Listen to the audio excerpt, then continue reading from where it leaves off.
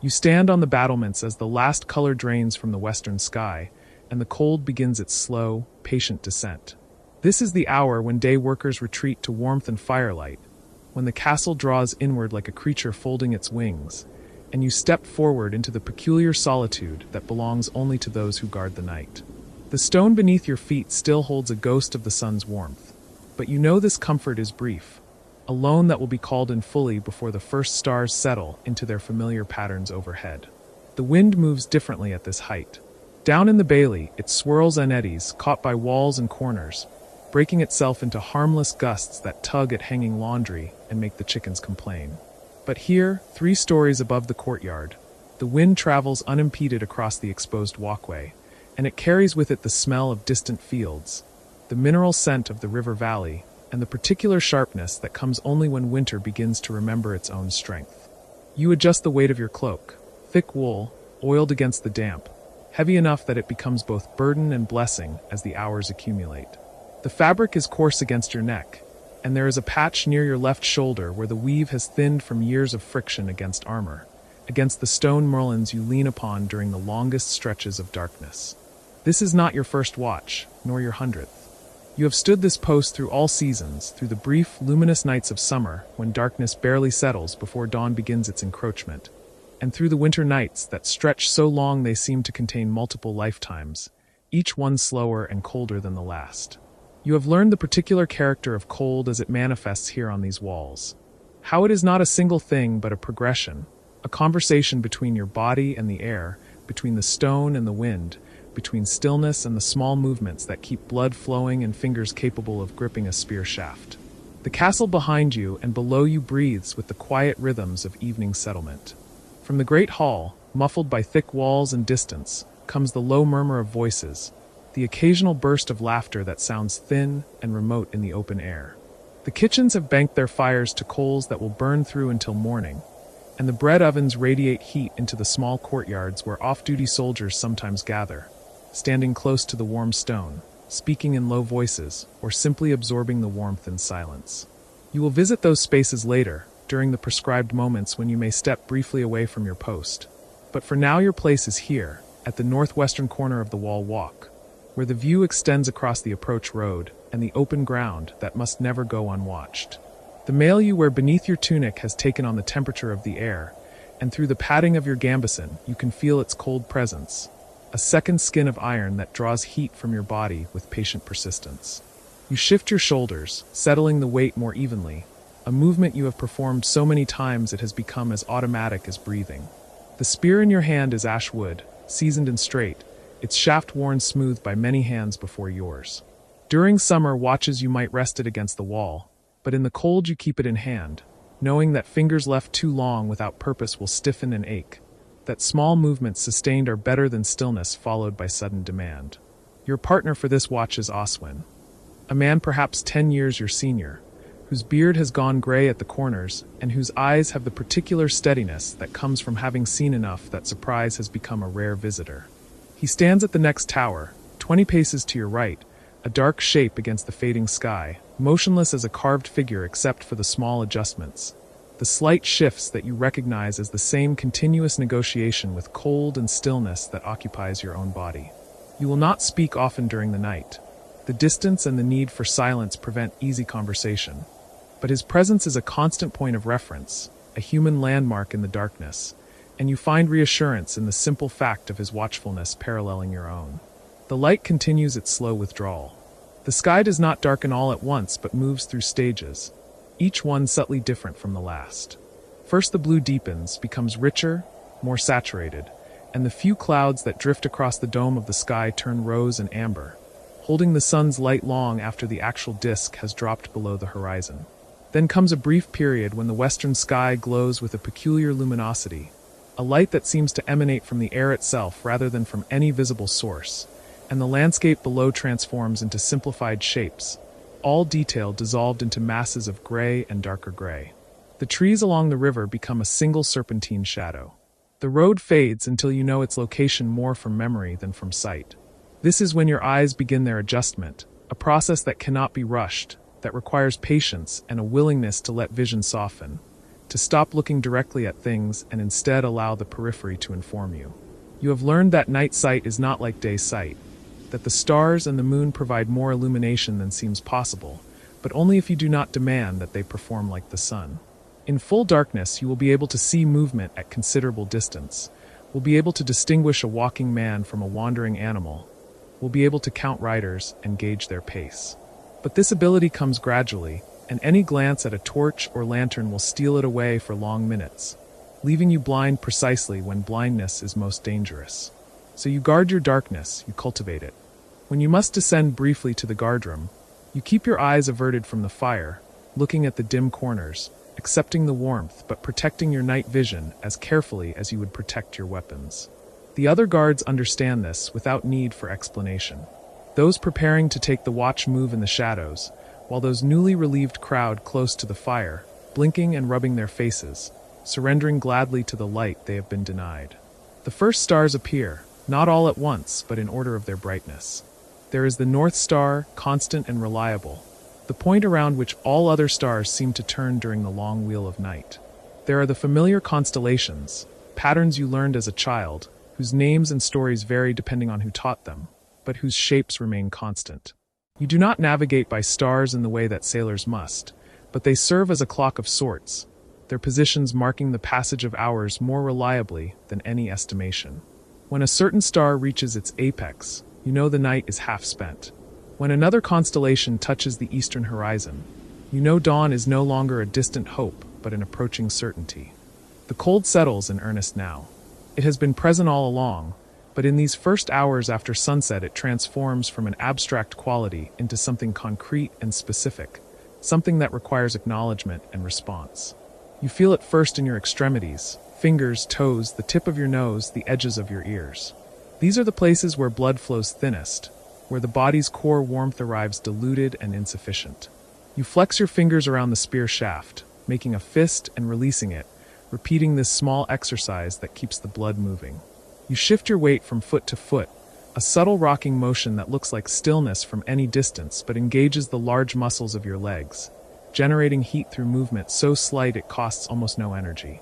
These are the disciplines of the cold weather watch, the small techniques passed from veteran to newcomer, taught not through formal instruction but through observation and occasional terse advice. Keep moving, but do not pace.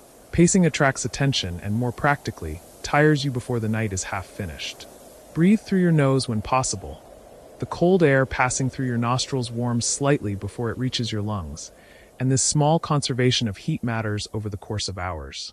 Do not tense against the cold, for tension restricts blood flow and accelerates the body's surrender to chill.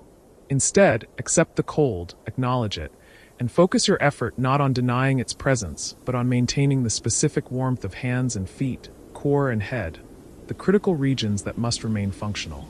Beneath your tunic and gambeson, beneath the mail that lies across your shoulders and torso, you wear a woolen shirt, and beneath that a linen undergarment. These layers create pockets of air that your body warms, and this trapped warmth becomes insulation. The cloak over everything serves to block the wind, to preserve the layered air from being stripped away by the constant movement that sweeps these exposed heights. You have learned that it is not the thickness of any single garment, but the multiplication of layers, the creation of these small spaces of still air, that determines whether you will endure the watch merely uncomfortable or whether the cold will work its way inward, settling into your bones, making your teeth ache and your thoughts sluggish.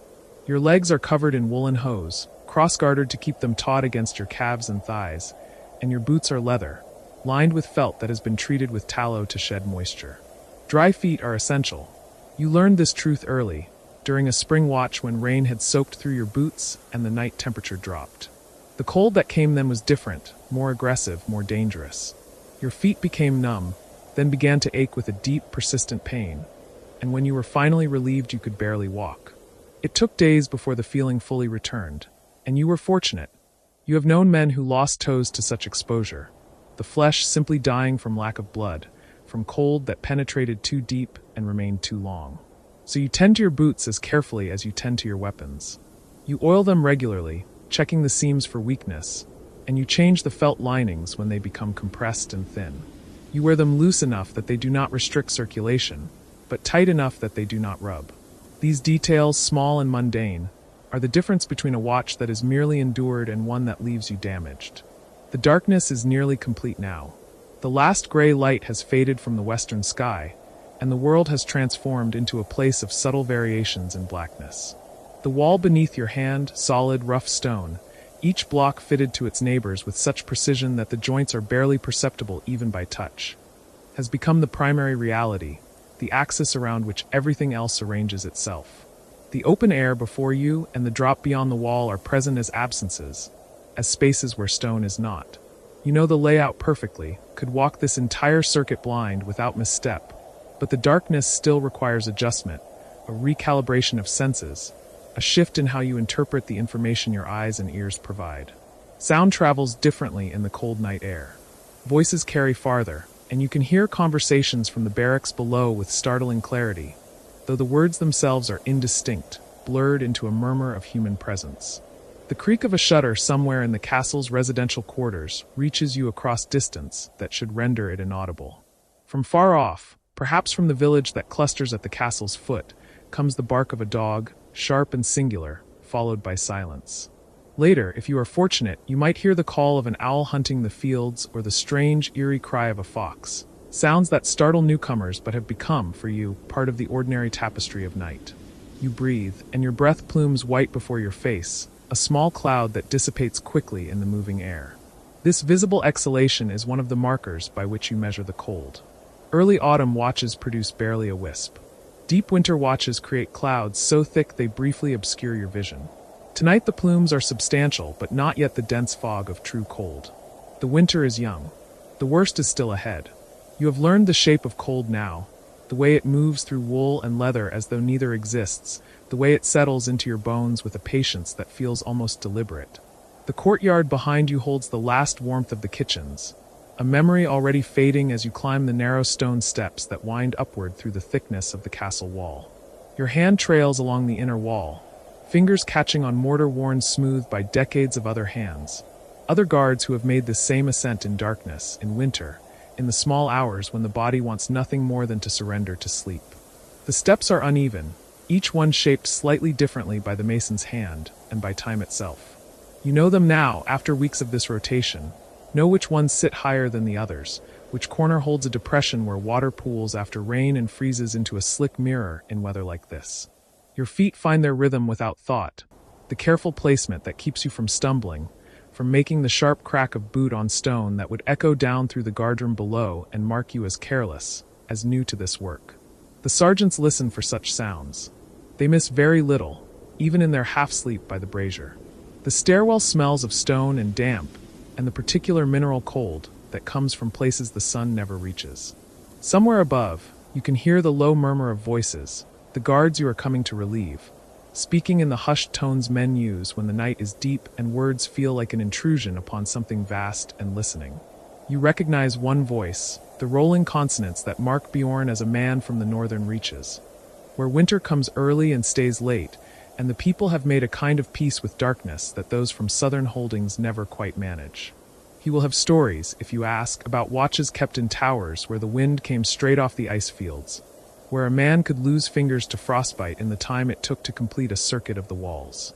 You emerge onto the wall walk, and the space opens around you, the sky spreading overhead in its vast indifference, scattered with stars that seem closer here, sharper, as though the cold has clarified the air itself.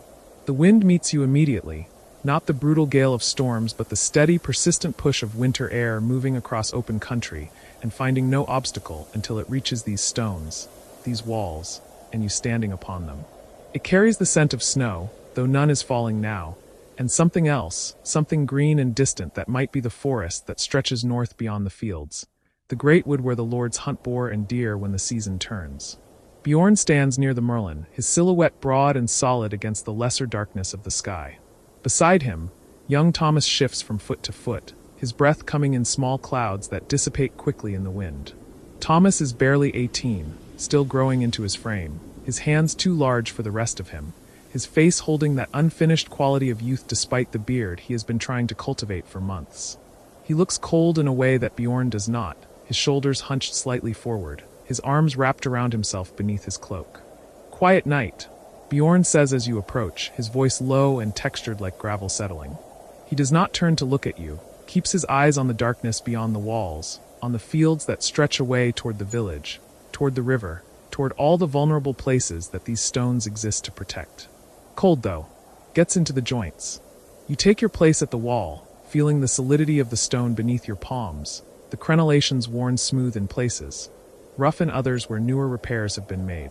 The castle is old, built by the grandfather of the current lord, raised on the bones of an older fortification that dated back to the conquest, and before that, some say, to the ancient people who held these lands when Rome was still a name spoken with dread. Each generation has added its layer, its repairs, its modifications, so that the walls are a kind of history you can read with your hands, a chronicle written in stone and mortar. How long till dawn? Thomas asks, and there is a thinness to his voice that speaks of fatigue, of the particular exhaustion that comes from standing still and cold for hours, the body never permitted to generate the warmth that movement brings. 4 hours, perhaps, Bjorn replies. Maybe 5. Hard to say on a night like this, when the stars play tricks. He shifts, rolls his shoulders beneath his cloak, a gesture you have seen him make countless times, working out the stiffness that comes from standing watch. Keep moving, he says, and you know he is speaking to Thomas, offering the advice that every experienced guardsman gives to the new ones. Don't plant yourself in one spot. Walk your section. The movement keeps the blood flowing, keeps your wits about you. Thomas nods, though you can see the reluctance in the set of his shoulders. There is something seductive about stillness on a night like this, a temptation to huddle into yourself, to minimize the surface area exposed to the wind, to wait motionless for the hours to pass. It feels like it should conserve warmth, should preserve the dwindling reserves of heat the body holds. But it is a false comfort. You have learned this yourself in recent weeks, learned that stillness allows the cold to settle deeper, to work its way past the outer defenses of wool and leather and find the core of you, the vital warmth that keeps thought clear and limbs responsive. Bjorn and Thomas descend the stairs, their footsteps fading into the stone, and you are left with Willem, your partner for this watch, a man of 30 years or so with a face marked by old scars and a disposition that tends toward silence. He has been a soldier longer than you have been alive, served in the retinues of 3 different lords, seen fighting in the border wars and the suppression of the northern uprising 5 years past. He does not speak of these things often, but the knowledge sits in him, visible in the way he carries himself, in the economy of his movements, in the depth of his watchfulness. First round, he says, gesturing with his chin toward the eastern section of the wall. Take the far turret, I'll take this side. Meet at the middle every quarter hour. The routine is established, the pattern that will carry you through the night, the structure that keeps watchkeeping from dissolving into the formless endurance of cold and dark. You begin your walk, your pace steady, deliberate, each step placed with care on stones that might hold ice in their shadowed places. The wall walk is perhaps 6 feet wide, broad enough for 2 men to pass each other comfortably, narrow enough that you are always aware of the edges, of the drop into the courtyard on one side, the longer fall to the ground beyond the walls on the other. As you walk, your eyes adjust further to the darkness, finding the gradations of shadow, the way moonlight, filtered through thin clouds, catches on the edges of things. The curve of a stone, the metal of a torch bracket, the pale line of the road that leads away from the castle gates toward the village. The landscape becomes readable, not in detail but in shape and suggestion, in the ways darkness pools and shifts. You can see the river, a black ribbon reflecting no light, curving through the valley. You can see the ragged line of the forest, a deeper darkness against the merely dark. You can see the smoke rising from the village, thin threads that speak of banked fires, of families sleeping in their cottages, trusting in these walls, in your vigilance. The turret at the eastern corner rises above the wall walk, a circular structure of stone with arrow loops cut at regular intervals, each opening narrow on the outside, widening inward to give an archer room to work. You step inside, out of the wind for a moment, and the relief is immediate and illusory. The turret holds cold like a vessel, concentrating it, and without the wind to carry away your body heat, you feel colder within moments than you did outside. But it offers a different vantage, a chance to look through the arrow loops, to see the approaches from angles the wall walk does not permit.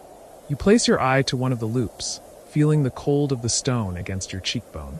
The view shows you the eastern road, the way it climbs the low hill beyond the river, and disappears into the fold of land that leads, eventually, to the market town 2 days' ride distant.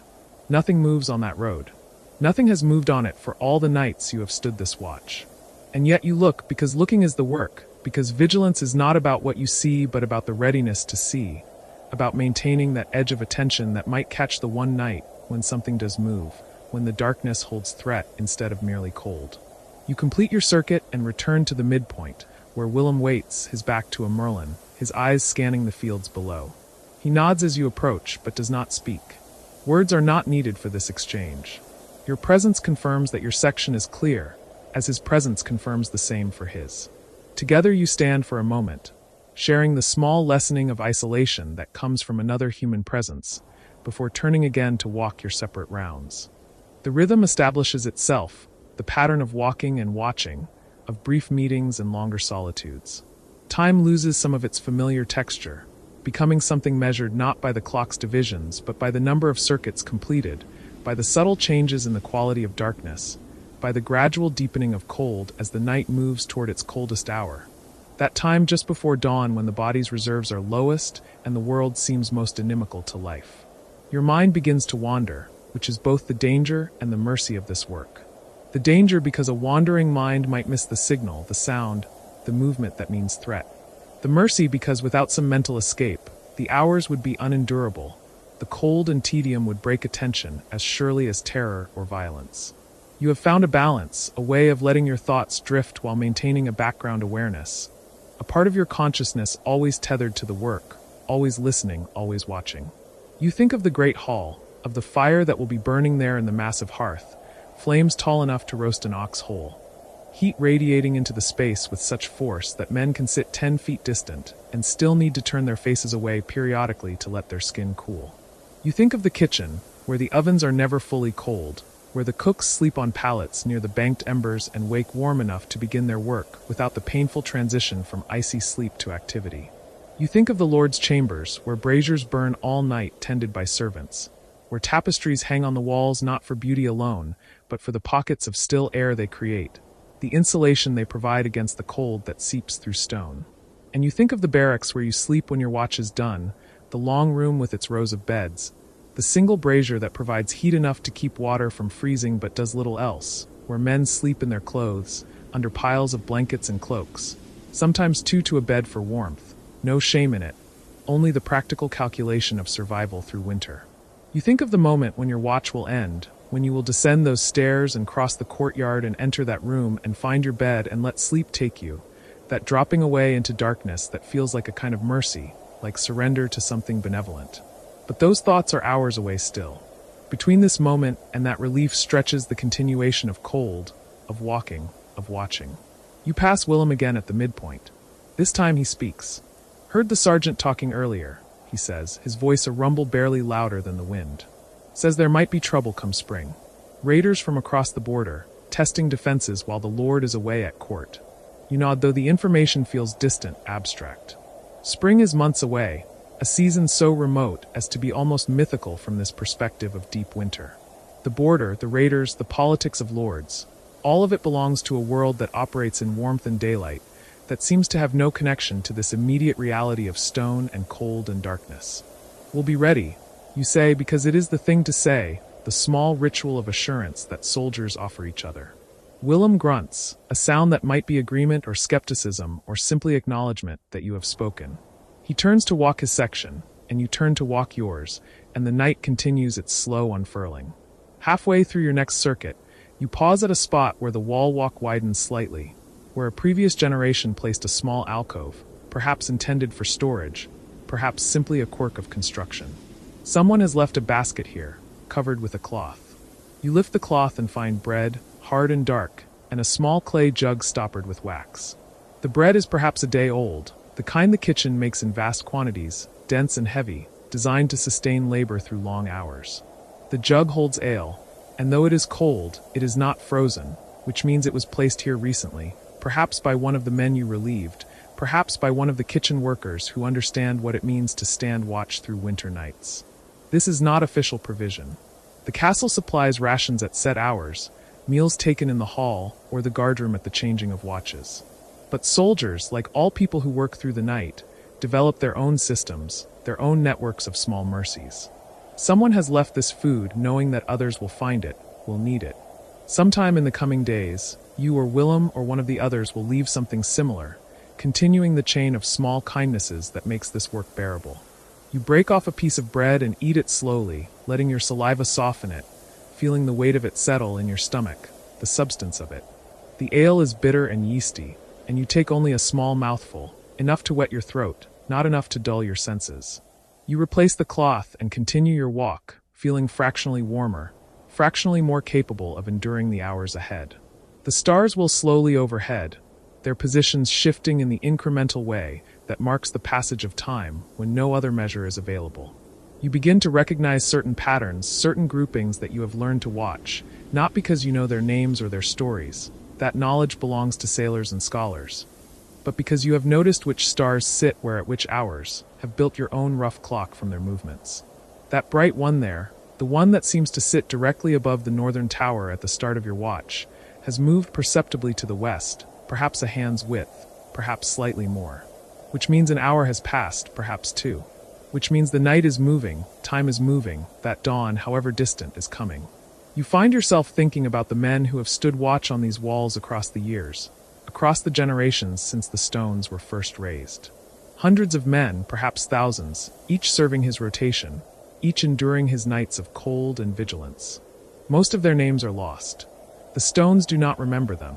The records kept in the castle's archives might list some, the captains and sergeants, those who served long enough or distinguished themselves in some particular way. But the common soldiers, the men like you, pass through and are forgotten, leaving nothing but the worn smoothness of the stairs, the patterns of pacing on the wall walk, the small graffiti scratched into mortar during moments of profound boredom. Initials, dates, crude symbols whose meanings have been lost. And yet the work continues. The watch is always kept, because the castle stands in a world where threats are real, where violence comes sometimes with warning, sometimes without, where the peace of the countryside depends on the vigilance of men willing to stand through cold and dark and boredom, so that others can sleep untroubled. It is not glorious work. No songs are sung about the successful completion of a quiet watch. But it is necessary work, the kind upon which everything else depends. You think about the village, about the people sleeping in their cottages, the farmers and craftsmen and merchants who will rise before dawn to begin their own work, who will move through their days in the assumption of safety, in the assumption that the walls will stand, that the guards are watching. You think about the children asleep in their beds, wrapped in their parents' arms, dreaming whatever children dream, their world bounded by the village and the fields and the forest edge, never thinking about the men who stand in cold and dark so that their sleep can be peaceful. There is something profound in this, though you cannot quite articulate what. Something about the way human communities function, the way they divide labor, the way they create roles and structures that allow some to work while others rest, some to watch while others sleep. You are part of that structure, a small but necessary part, and there is dignity in that, even when the work is cold and tedious and seemingly endless. Willem meets you again at the midpoint. His face is difficult to read in the darkness, but you can see the set of his shoulders, the slight stiffness in his movements that suggests the cold is working deeper. Halfway, he says, and though it might not be precisely true, though dawn might still be 3 hours distant rather than the 2 his words suggest, the statement itself is a kindness, a small lie that makes the remainder seem more endurable. You nod, accept his gift, and turn again to walk your section, carrying with you the thought of halfway, of the night's apex past, of the slow descent toward morning that now, theoretically, begins. The wind picks up slightly, not dramatically but enough to notice, enough to send a scatter of ice crystals skittering across the stones, tiny sounds like whispered words. You pull your cloak tighter, adjust the scarf around your neck, blow into your cupped hands to warm them momentarily.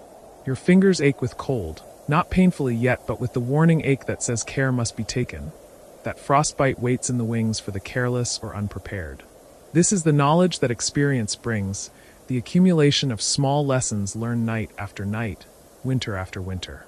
You know now to keep your fingers moving, clenching and unclenching inside your gloves, maintaining circulation.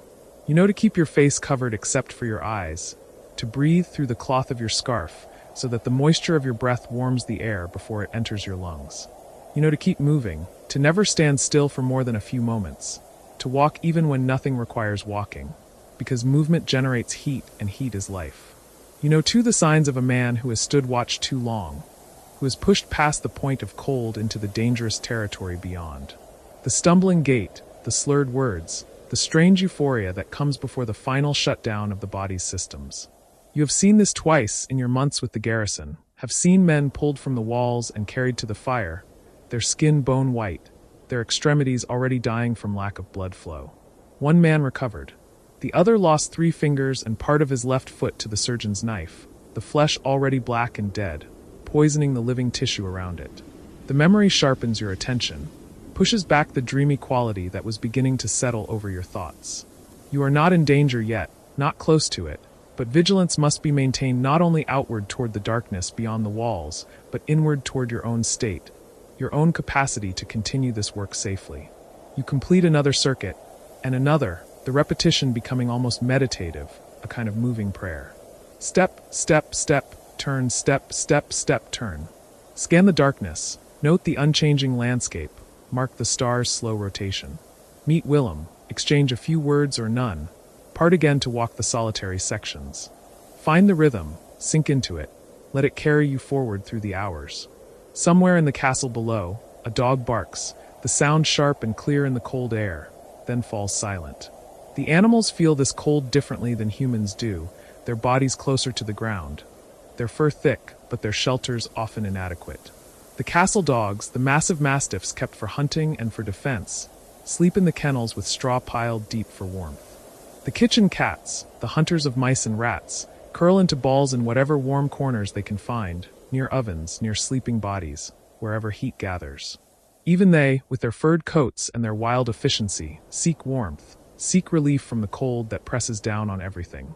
You find yourself wondering about the keep, about the Lord's family sleeping in their chambers. The Lord himself is away, attending the king at court, a journey of weeks in good weather, possibly months in winter. But his wife remains, the lady of the castle, and their children, 3 sons and 2 daughters, the eldest boy barely 15, the youngest girl still nursing. They sleep in rooms with thick carpets on the floors, with tapestries covering every surface of wall, with fires burning day and night tended by servants whose only task is to maintain warmth. Even so, they will feel this cold, will wake to rooms where their breath shows in the air, will dress quickly and stay close to the fires. The difference between their cold and yours is vast, measured not in degrees but in the fundamental quality of the experience. Their cold is an inconvenience, a discomfort.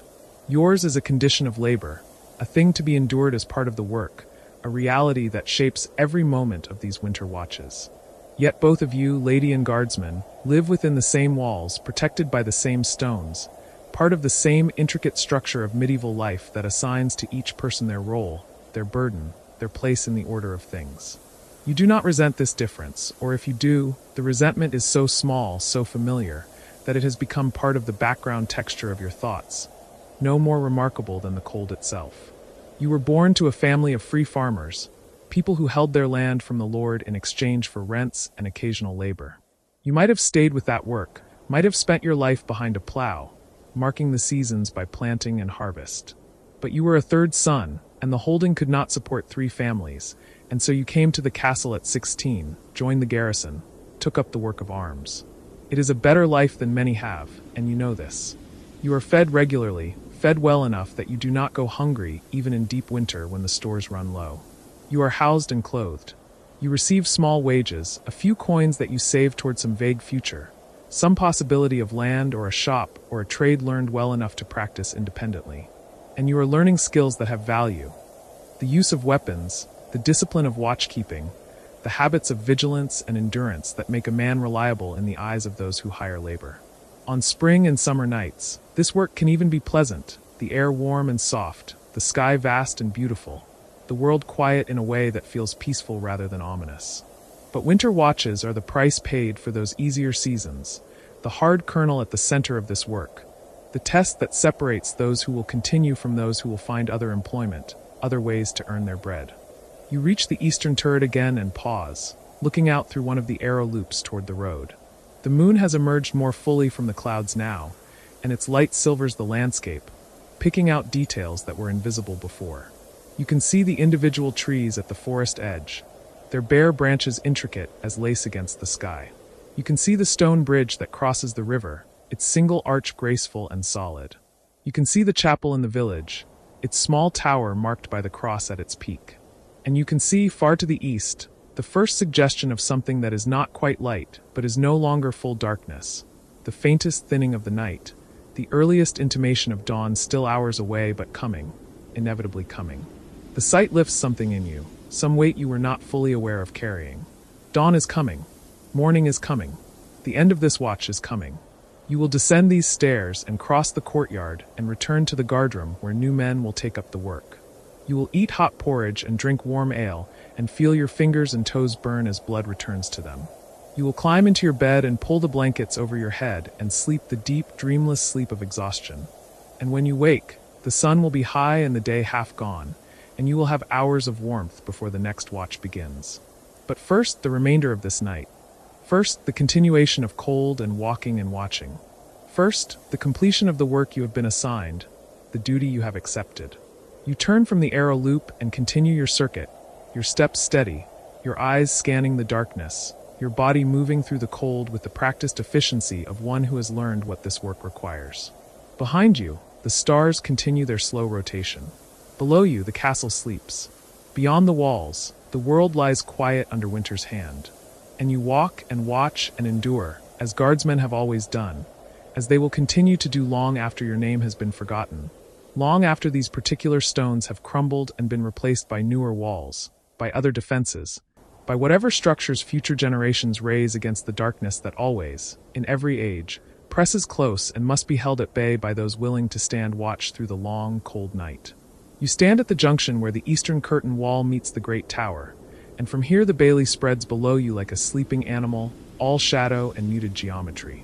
The cold has deepened since moonrise, settling into your bones with the patience of something that knows it will not be refused. You shift your weight from one foot to the other, a rhythm you have learned without thinking, and the leather of your boots creaks softly against the stone. The sound is companionable somehow, a small proof of presence in the vastness of the night. Thomas has moved to the far end of the walkway, his silhouette dark against the lesser darkness of the sky. You can hear the faint scrape of his boots, the occasional rustle of his cloak. Between you stretches the silent architecture of vigilance, the space you are meant to hold simply by being here, by remaining awake and watchful while the world below dreams. It is a strange duty when you think of it clearly, this standing between danger and sleep, but most nights you do not think of it clearly at all. Most nights it is simply what you do, what you have always done, what the men before you did in their time. The wind has found a new voice now, threading through the crenellations with a sound like breath across the mouth of a bottle. It carries the smell of the forest beyond the fields, that dense green scent even in winter, and beneath it something sharper, the mineral bite of coming frost. You draw the edges of your cloak more tightly across your chest, tucking the wool into itself to seal the warmth against your body. Your fingers brush the rough texture of the fabric, and you remember the woman in the village who wove it, her hands moving across the loom with the steady rhythm of long practice, the way she had folded it and handed it to you without ceremony, as if warmth were simply something one person might give another without great occasion. The brazier behind you pops and settles, and you turn toward it, drawn by the promise of heat. The iron basket sits on its stone pedestal, flames dancing above the bed of coals in shifting patterns that hold the eye. You extend your hands toward the warmth, palms open, and feel the heat begin to work its way into your skin, into the small bones of your fingers and wrists. The contrast between the cold at your back and the warmth on your face creates a kind of boundary, a thin margin where your body exists in two states at once. You stand there, suspended between temperatures, and let the fire do its work. Around the bailey, other braziers mark the positions of other watchers, small constellations of earthbound fire that mirror the stars overhead. You can see William's station on the southern gatehouse, the glow steady and constant, and beyond it the fainter light where Hugh keeps his watch on the western wall. Each fire is a kind of conversation, though no words pass between them. Each flame says, "I am here, I am awake, all is well." The language of light across darkness, older than any speech. You think of the men who maintain these fires, who haul the charcoal up the narrow stairs in leather buckets, who bank the coals each evening and feed them through the night. There is Peter, the steward's assistant, who has a gift for building fires that burn long and steady, who knows which wood to choose for heat and which for light, who can read the color of smoke and tell you what it means. He had shown you once, in daylight, how to layer the fuel so that air could move through it, how to create the conditions for sustained burning rather than brief bright flame. A watch fire, he had said, is not a celebration. It is not meant to announce itself. It is meant to last, to be there when you need it, to ask nothing of you but occasional attention. His words come back to you now as you watch the coals pulse and glow, as you feel their steady offering of warmth. The castle itself is a machine for this kind of endurance, you realize. Every stone placed with the understanding that people would stand here in darkness, that they would need to see and be seen, that they would require shelter from wind and height from which to observe the land. The merlins rise beside you, each one wide enough to hide behind, to step into the lee of the wind. The walkway is broad enough for 2 men to pass without crowding, for a man in full harness to move quickly if needed. Even the slight inward slope of the stone floor serves a purpose, channeling rain away from the edge, preventing the treacherous accumulation of ice. Nothing here is accidental. Every dimension has been chosen by men who knew what the night demanded, who had stood their own watches in their own seasons of cold. You walk the length of your section, a slow, deliberate passage from the tower to the angle where the wall turns south. Your boots find the familiar irregularities in the paving stones, the slight depression worn by countless other boots, the place where one stone sits fractionally higher than its neighbors. Your feet know this path in darkness, could walk it if you were blind. This knowledge is a comfort, a kind of competence that requires no thought, that lives in the body rather than the mind. At the corner you pause and look out over the land. The fields are visible as gradations of darkness, the nearest ones showing the faint pattern of furrows, the distant ones merging into the general obscurity of the forest edge. In daylight you know every feature of this landscape, every copse and stream bed, every track and boundary stone. At night it becomes something else, a realm of suggestion rather than certainty, a place where the eye cannot quite fix on details but must instead perceive in broader strokes, in masses and absences of light. This is what you watch for, not the thing itself but the disruption of pattern, the movement against stillness, the shape that does not belong to the catalogue of familiar forms. Nothing moves in the fields tonight. The wind stirs the bare branches of the hedgerow trees, but this is a motion you know, a restlessness without intention. You scan the tree line, patient and methodical, letting your gaze travel from north to south along the edge where field meets forest. The eye can play tricks in darkness, can conjure movement from shadow, can transform a bush into a crouching figure or a rock into something animate. You have learned not to trust the first impression, to watch and wait, to let the thing either reveal itself as real or dissolve back into the innocent landscape from which imagination briefly conjured it. Thomas has come closer, his footsteps announcing him before his voice does. "Quiet," he says, and you nod. The word is less an observation than a kind of blessing, an acknowledgement of what the night has given you. Quiet is the best you can hope for, the sign that the ordinary order of things persists, that the walls still stand between chaos and the sleeping world within. Cold, though, he adds, and you nod again, because this too is simply true, simply the condition of the winter night. Not so bad as last week, you say, remembering the night when frost formed on the inside of your cloak, when the wind came straight from the north and carried a cold that seemed to have no bottom to it, that pressed against you like a physical weight. No, Thomas agrees. Last week was something else. You stand together for a moment, sharing the space and the silence. Then Thomas moves on, continuing his circuit, and you are alone again with the night and the fire and the patient work of staying awake. The hours have a different weight in darkness. In daylight you can measure time by the progress of the sun, by the changing quality of light, by the activities of the castle around you. At night, especially in the deep middle hours when moon and stars will slowly overhead, time becomes elastic and strange. A watch that lasts 4 hours can feel like 10, or it can slip past in what seems like moments. You have learned not to count the time, not to calculate how much remains or how much has passed. There is only the now, the standing here, the cold and the fire and the watching. When the relief comes it will come, and until then this is what you do. You find yourself thinking of your father, who served his own watches before you, who stood on these same walls or walls very like them in his youth. He had spoken of it sometimes, late in life, when the work was behind him, and he could afford to remember it with something other than his body's immediate discomfort. You learn things standing in the cold, he had said once. Not things you can put into words exactly, but things nonetheless. You learn how much you can endure. You learn that discomfort is not the same as danger. You learn that the night is long but not infinite, that even the longest watch ends, that morning comes whether you believe in it or not. At the time you had nodded, not quite understanding, but now, standing here with the cold pressing against you and the hours stretching ahead, you think you grasp something of what he meant. There is a kind of strength in this endurance, not the dramatic strength of battle or contest, but something quieter and more stubborn, the strength of simply continuing, of not yielding to the desire for comfort or sleep, of maintaining your post because it is your post and the maintaining of it matters, even if nothing happens, even if the night passes in perfect peace.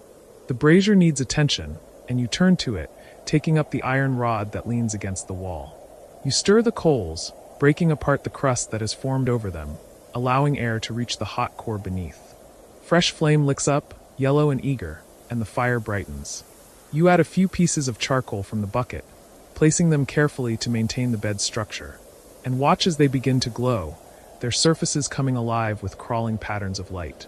The heat intensifies for a moment, and you hold your hands over it, absorbing the warmth, building a reserve against the cold that will deepen in the hours before dawn. Somewhere in the bailey a dog barks once, twice, then falls silent. The sound carries clearly in the still air, and you listen for any follow-up, any sign of disturbance, but none comes. Just a dog dreaming, perhaps, or roused briefly by some small nocturnal animal moving through the shadows. The castle is full of such sounds if you attend to them, the small noises of life continuing even in sleep, the creak of timbers cooling, the rustle of roosting birds, the scurry of mice in the thatch. You have learned to sort these sounds, to distinguish the ordinary from the noteworthy, to hear without alarm the constant small music of the inhabited night. Your stomach tightens with a faint pang of hunger, and you remember the bread in your pouch. You draw it out, the small dark loaf wrapped in cloth, and break off a piece. The crust is hard and the interior dense and sour, but you chew it slowly, letting it soften in your mouth, tasting the grain and the salt and the faint tang of the leaven. It is not much, but it is something, a small fuel for the body's fire. You eat half and wrap the rest away again, saving it for later, for the hour when the cold is deepest, and you will need whatever small comfort food can provide. The bread makes you think of the bakehouse, of the women who work there before dawn, of the heat and light and the smell of baking that fills that space while the rest of the castle still sleeps. You have passed by sometimes at the end of a watch, stepping into that warmth for just a moment, and the contrast has been so extreme it felt almost like violence, the heat after the cold, the light after darkness, the busy purposeful activity after the long stillness of the walls. The bakers work through the night in their own way, keeping their own watch over ovens and dough, and there is a kind of kinship in that, though you have never spoken of it. The moon has climbed higher now, its light falling more steeply onto the wall, and your shadow stretches long and thin across the stones. You watch it for a moment, this dark version of yourself, and then you look up at the moon itself, that ancient witness. How many guards, you wonder, have stood on how many walls and looked at this same moon, felt this same cold, performed this same patient duty? The thought connects you to something larger than yourself, larger than this particular castle and this particular night. You are part of a chain of watchers that stretches back through time, each one doing what you are doing now, standing between the world and its dangers, holding the space of safety open through the vulnerable hours of darkness. The moon climbs higher. The shadows shift and deepen. Somewhere in the town a shutter bangs, then falls silent. You flex your fingers, stamp your feet, run through the familiar catalog of small movements that maintain circulation, that keep your body ready to respond should the need arise. It has been months since anything more threatening than a drunk merchant approached the gates at night. Months since you needed to do anything more than stand and watch and wait. And yet you remain ready, because that is what the duty demands, because the moment you allow yourself to believe that nothing will happen is the moment when everything could happen. You think about the generations of guards who have stood where you stand now, who have looked out over these same walls at moonlight on snow, who have known this same cold in their bones. How many of them, you wonder, felt what you feel tonight, this strange sense of standing at a threshold, of approaching some kind of culmination? The castle is 500 years old, or so they say, which means 500 winters of watches, 500 seasons of guards ascending these stairs in darkness, standing vigil while the world slept. Thousands of men, tens of thousands of watches, an unbroken chain of service stretching back into the mists of time. You are one small link in that chain, and the thought brings you both comfort and a kind of vertigo. Your individual suffering, your personal triumph over cold and fatigue and loneliness. These things matter, and yet they are also utterly unremarkable, endlessly repeated, part of a pattern so large that no single mind could encompass it. You will stand your watch and be relieved. You will warm yourself by the fire and sleep. And tomorrow night another guard will stand where you stand now, will flex his fingers as you flex yours, will watch his breath cloud in the moonlight, will feel perhaps the same strange sense of culmination, of standing at the edge of something significant. The bell tower marks the hour. The deep tones roll out across the bailey, across the town, across the frozen fields beyond. You count them automatically, 1, 2, 3, 4.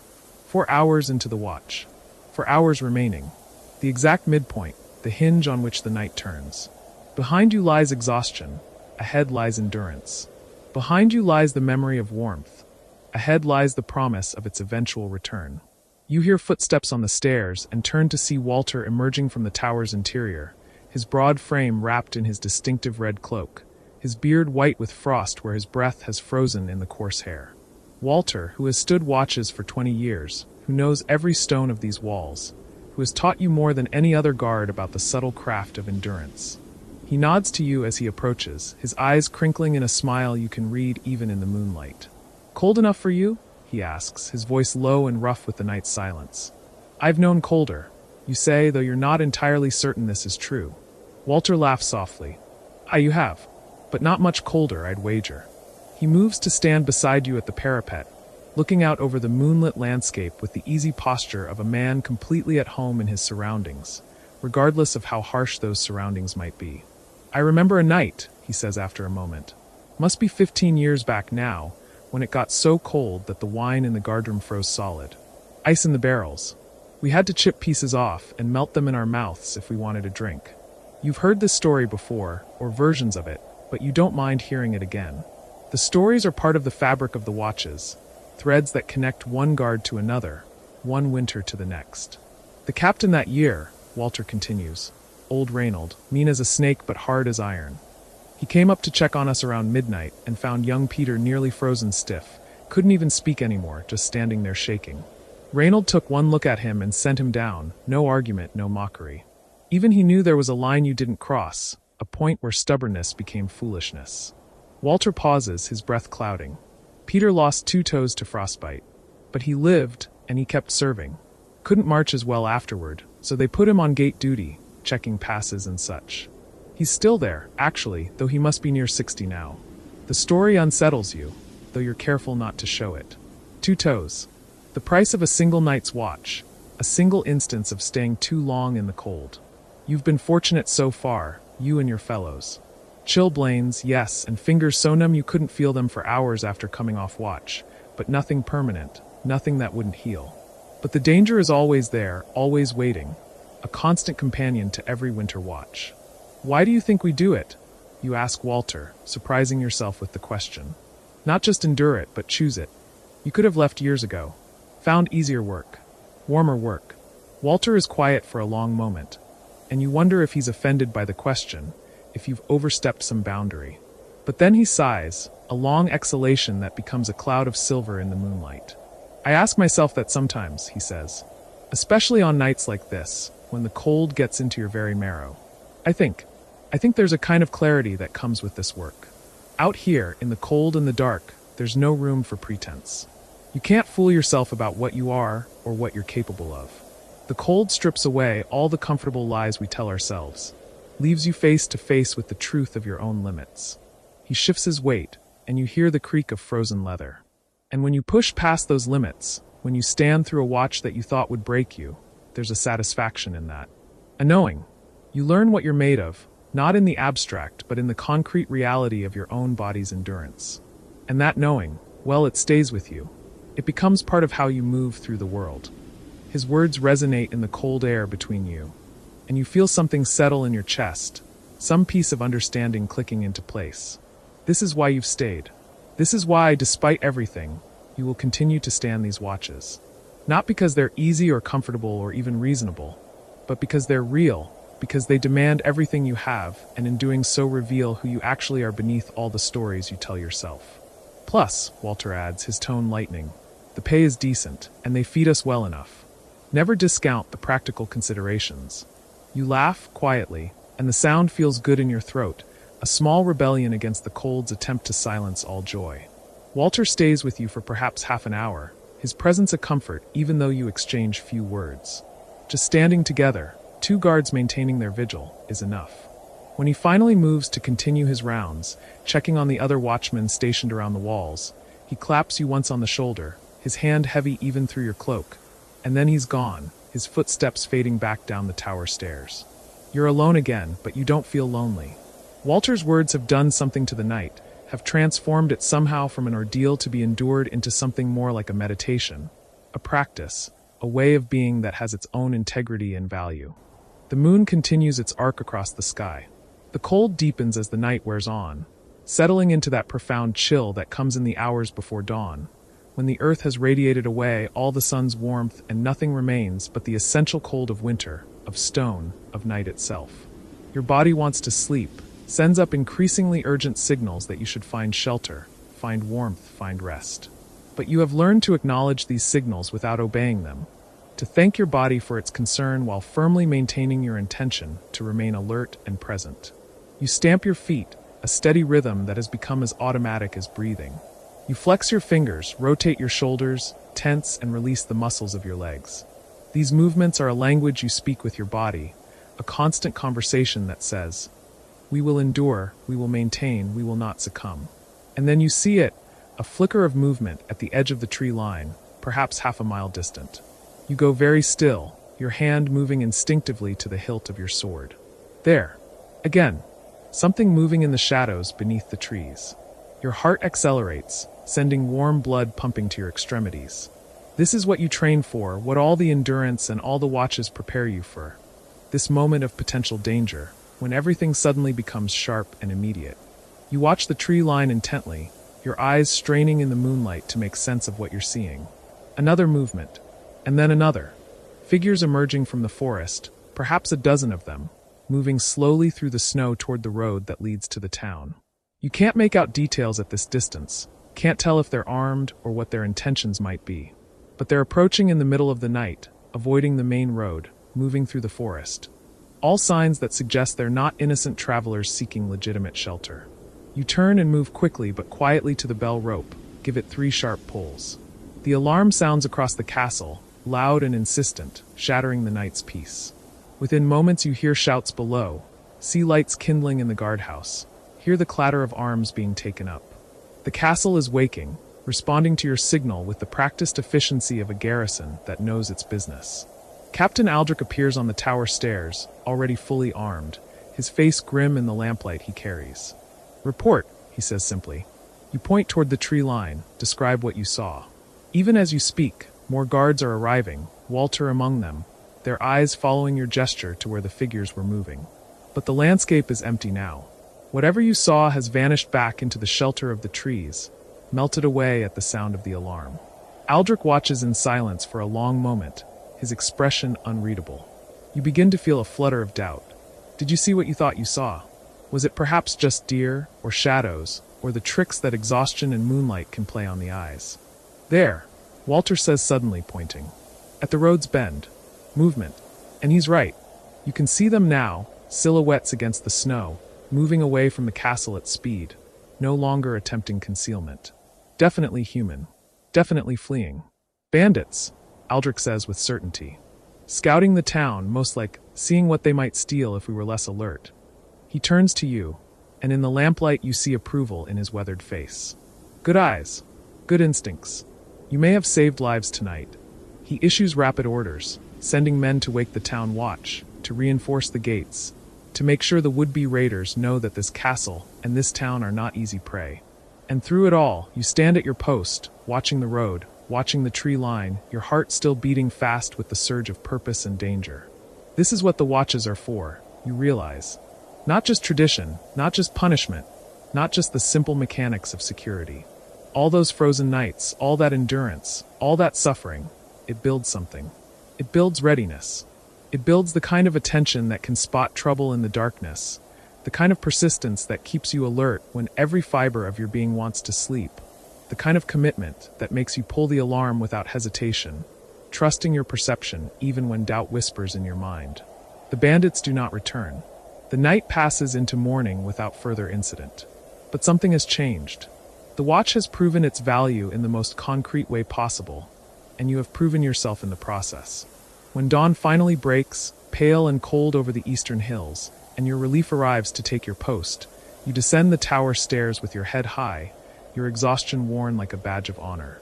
In the guardroom, as you warm yourself by the fire and accept a cup of hot spiced wine from the quartermaster, the other guards look at you with new respect. Walter claps you on the back. Even the more experienced men nod their acknowledgement. You spotted the threat. You raised the alarm. You did exactly what a guard is meant to do, and in doing so, you justified every frozen hour, every moment of suffering, every watch you've stood or will stand. Captain Aldrich enters, and the room falls quiet. He moves to stand before the fire, looking at each of you in turn. Tonight, he says, we were reminded why we stand these watches. Not because they're comfortable, but because they're necessary. Not because they're easy, but because they're essential. The man who raised the alarm, he nods toward you, did his duty precisely as it should be done. Alert, attentive, unafraid to act on what he observed. He pauses, lets his words settle. This is what I expect from all of you. This is what the castle deserves. This is what separates us from men who simply wear a uniform and collect their pay. Another pause. Now get some food and rest. You'll need it for tonight's watches. The room empties slowly, men drifting off to their bunks or to the dining hall. You remain by the fire a moment longer, savoring its warmth, feeling it seep into your bones, chasing away the deep cold that has lived in your core since midnight. You're exhausted, more tired than you can remember being in months. But beneath the exhaustion runs a current of satisfaction, of accomplishment, of having stood at the threshold of danger and not been found wanting. You think about those bandits, whoever they were, wherever they've gone. They're out there somewhere now, nursing their disappointment, perhaps rethinking their plans, perhaps seeking easier targets. They came expecting a sleeping town, unwary guards, an opportunity for theft or worse. Instead, they found vigilance. They found readiness. They found men willing to stand through bitter cold on the chance, the small but vital chance, that their watchfulness might matter. And tonight it mattered. Tonight, for the first time in your service, the long hours of endurance translated directly into protection, into safety, into the prevention of harm. You understand now, in a way you couldn't before, why men like Walter stay year after year, winter after winter. There is meaning in this work. There is purpose, and that purpose shines bright enough to warm you even in the coldest hours of the coldest nights. You make your way to your bunk, strip off your wet outer layers, hang them to dry by the smaller fire that burns in the sleeping chamber. Around you, other guards are already snoring, having come off earlier watches, their sleep the deep and dreamless sleep of the profoundly exhausted. You lie down and pull your blankets close, feel your body begin to relax, feel warmth finally returning to your extremities. But before sleep takes you, you allow yourself a moment of reflection. You came to this service as a young man seeking steady work, seeking something to give shape to your days. You had no grand vision of heroism, no romantic notion of guard service as anything other than what it appeared to be, hard, often boring work that paid a decent wage. But the watches have taught you things you never expected to learn. They've taught you about endurance, about focus, about the strange strength that comes from choosing again and again to remain present in difficult circumstances. They've taught you about fellowship, too, the particular bond that forms between men who share hardship, who depend on each other for survival and sanity through long winter nights. The stories and songs and small kindnesses that make the unbearable bearable. The way Walter checks on the younger guards, making his rounds not just to inspect but to encourage, to connect, to remind each man that he's not alone in his struggle. The way Thomas used to time his visits to your post for the coldest hours, knowing that those were the moments when company mattered most. And they've taught you about attention, about the quality of awareness that comes from stripping away distraction, from standing in simplicity with nothing to do but watch and wait. In the castle's great hall, life is complicated, full of politics and personalities, hierarchies and hurt feelings, ambitions and anxieties. But on the wall at midnight, things become beautifully simple. There is you, and there is the darkness, and there is your duty to watch over those who sleep. Everything else falls away. You feel yourself drifting now, feel sleep reaching up to claim you. Your last conscious thought is of tonight's watch, of the moment when you saw movement in the shadows and knew, without doubt, that your vigilance mattered. That you mattered. That the choice you made to stay present, to remain alert, to push through exhaustion and cold. That choice protected people who will never know your name, who will wake tomorrow and go about their lives unaware that danger came close in the night and was turned away by the simple fact of your watchfulness. And that, you think as sleep finally takes you, is enough. More than enough. It's everything. In dreams, you stand again on the tower, but the cold doesn't touch you. The moon is bright overhead, and the world below is peaceful, sleeping safely under your protection. You are not alone. On towers all around the castle, you can see other guards standing their watches, and somehow, in the logic of dreams, you can see all the guards who have ever stood these watches, all the way back through centuries, an unbroken line of service stretching into the past and forward into the future. You are part of something larger than yourself, part of a tradition that will outlive you, part of a story that matters precisely because it's made up of small, repeated acts of duty and courage. The dream shifts. Now you're walking through the castle in summer, and everything is warm and golden. Children play in the bailey. Merchants call their wares in the market square. Life continues, peaceful and ordinary, because somewhere in the depth of winter, guards stood their watches and kept the danger at bay. The connection between the frozen nights and these sun-warmed days is invisible to most, but you can see it, can feel it, can understand how one makes the other possible. You wake hours later to the sound of the midday bell. The sleeping chamber is warm, the fire well tended by whoever has current fire duty. Around you, some guards are still sleeping while others are preparing for afternoon duties or the coming night's watches. Your body aches in the particular way that comes after extreme cold, a deep bone-level soreness that will take hours to fully fade. But you feel rested, restored, ready to face whatever comes next. In the dining hall, you eat a hearty meal of bread and stew, sitting with the other night watch guards, listening to their retellings of the alarm, the way events have already begun to transform into story. Each telling adds small details, emphasizes different moments. You hear your own role described in terms more heroic than you would choose, but you don't correct them. This is how it works, you understand. The hard reality becomes story, and the story becomes tradition, and the tradition shapes how the next generation of guards understands their duty. Drink up, Walter says, raising his cup to you. To sharp eyes and cold nights and danger turned away. The others echo his toast, and you feel warmth that has nothing to do with the fire or the food or the heated wine. This is belonging. This is purpose. This is the sense of being part of something that matters, something that will continue long after you're gone. The afternoon passes in the comfortable routine of castle life. You check your equipment, mend a tear in your cloak, spend an hour in weapons practice to keep your skills sharp. As evening approaches, you can feel your body beginning to tense, anticipating the coming night's watch. Not with dread, exactly, but with a kind of readiness, a gathering of resources. Tonight you're assigned to the North Tower, a different post but the same essential duty. As darkness falls and the temperature drops, you climb the familiar stairs, nod to the guard you're relieving, take your position at the parapet. The moon is waning now, not as bright as last night, and clouds are moving in from the west, promising snow before morning. You wrap your cloak close, settle into your stance, begin the practiced rhythm of small movements that will maintain your circulation through the hours ahead. The castle spreads out below you, warm lights glowing in windows, smoke rising from chimneys. The town beyond the walls is settling into its evening routines. Shops closing, families gathering for dinner, children being called in from play. All of them safe. All of them protected.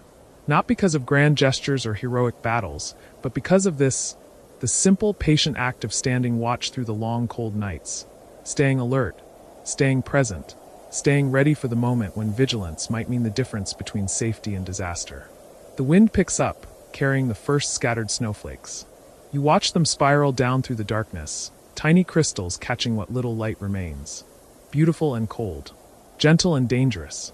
Like the watches themselves, something that can harm you if you're not careful, but something that also connects you to the deep rhythms of the world, to the turning of seasons, to the ancient contract between those who watch and those who sleep.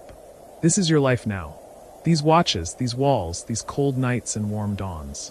This fellowship of the vigilant, this tradition of service, this slow accumulation of frozen hours that somehow add up to meaning, to purpose, to a life lived in dedication to something beyond yourself.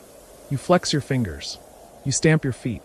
You breathe out fog and watch it dissipate into the winter dark. And you settle in for the long watch ahead, ready for whatever the night might bring, part of a story 500 years old and still being written, one cold night at a time.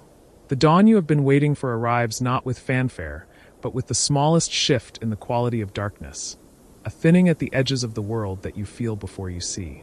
You stand at your post on the eastern wall, and the cold that has been your companion through all these hours presses against your face with a different texture now, less absolute, touched by the promise of something beyond itself.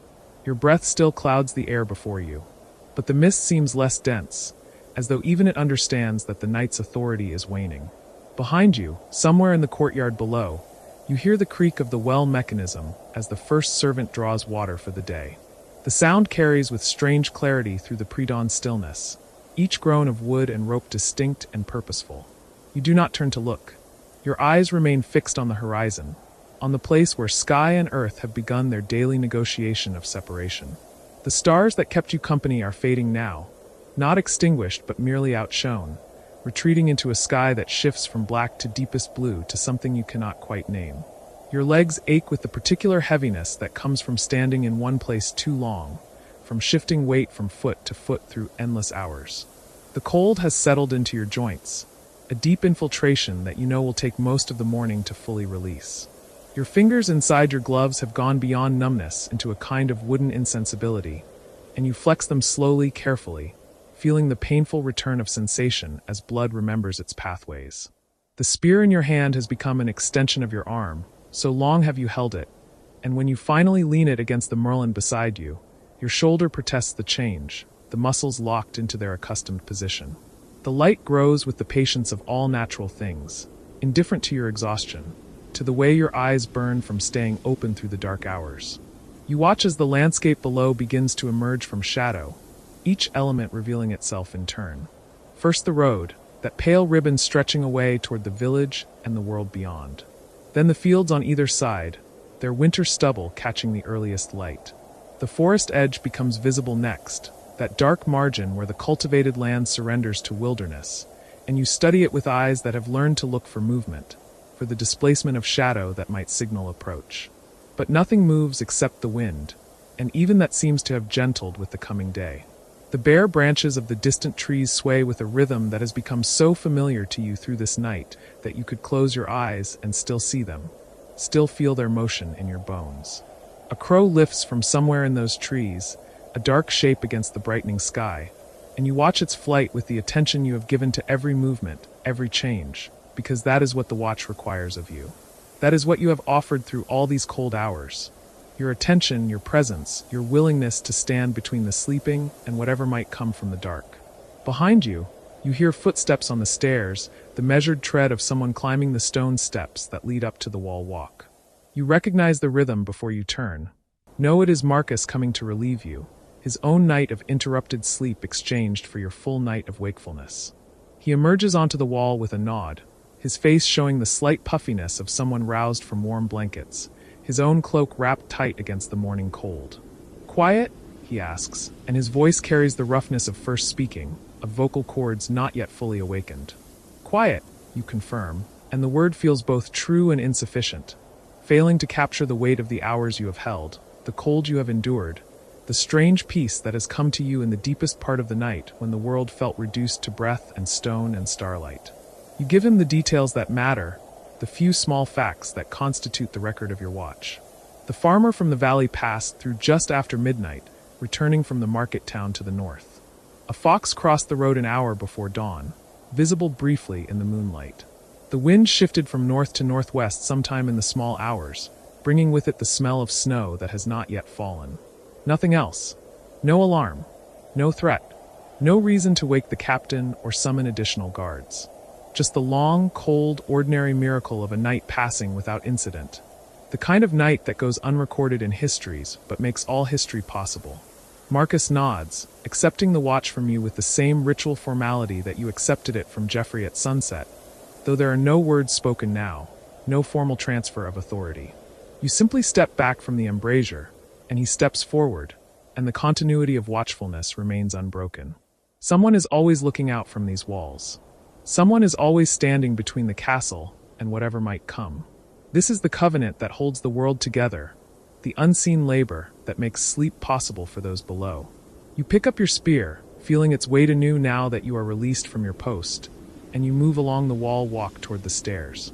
Your legs protest each step, stiff and unwilling, and you descend slowly, carefully, one hand on the cold stone wall for balance.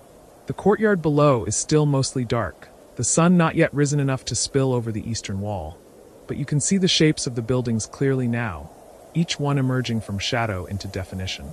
The stable block where the horses shuffle and stamp, anticipating their morning feed. The kitchen building where smoke is already rising from the chimney, the first fires lit for the day's bread. The well where the servant has finished drawing water, and is now carrying 2 heavy buckets toward the great hall, her breath steaming, her footsteps steady despite the weight she bears. The guardroom waits for you with its promise of warmth, and when you push open the heavy wooden door and step inside, the heat hits you like a physical thing, almost painful after the hours of cold. The fire has burned down to coals during the night, but someone has fed it recently, and flames are beginning to lick up from the new wood, sending light dancing across the stone walls. The room smells of smoke and sweat and the lingering scent of the stew that was dinner, and under it all, the particular mustiness of a space where men sleep in their clothes and hang damp wool to dry. 2 guards are sleeping on the benches along the wall, wrapped in their cloaks, their breathing deep and steady. Another sits at the table, eating bread and cheese, his face blank with the vacancy of someone not quite fully awake. He looks up when you enter and nods but does not speak, and you are grateful for the silence, for the undemanding presence that asks nothing of you. You move to the fire and stand before it, not too close at first, knowing that rushing the warming will bring pain to your frozen extremities. You hold your hands out toward the flames, still gloved, letting the heat approach gradually, and you feel the first sharp needles of sensation as your fingers begin to thaw. Your face, numb and tight from hours of wind, starts to tingle and then to burn slightly, and you welcome even this discomfort because it means return, means the restoration of yourself after the night's diminishment. Behind you, the door opens again and Geoffrey enters, his watch on the southern wall complete, his face showing the same exhaustion you feel in your own bones. He comes to stand beside you at the fire without speaking, and together you share the warmth, 2 men who have given their night to the same purpose, who understand without words what the hours have cost and what they have meant. After a time, he reaches up and unfastens his cloak, shaking it out and hanging it on one of the pegs driven into the wall for that purpose, and the movement releases a cold draft that smells of stone and winter night. Thomas says snow by tomorrow, Geoffrey says finally, his voice quiet, conversational. The wind's right for it. You agree, and you think of the smell you caught earlier, that particular sharpness that comes before snow, and you are glad that tonight's watch will fall to others, that you will have this coming night in your own bed, in the barracks where the packed bodies of sleeping men create their own warmth. You remove your own cloak and hang it beside Geoffrey's, then sit heavily on one of the benches, feeling the full weight of your exhaustion now that the requirement to stand has been lifted. Your body wants to lie down, to surrender to sleep, but you know you must eat first, must put something in your belly before you rest. The bread on the table looks impossibly distant, though it is no more than 3 paces away, and you have to gather your will to rise again and move toward it. The bread is yesterday's baking, slightly stale, but you tear off a piece and it tastes better than anything you can remember. The simple flavors of grain and salt and crust made profound by your hunger and fatigue. You cut a wedge of cheese with the knife that lies on the table, its blade worn from years of similar cutting, and you eat slowly, deliberately, feeling the food begin to restore something that the long cold hours have depleted. Around you, the guardroom is coming to life as more men finish their watches and return, as others wake to begin their day.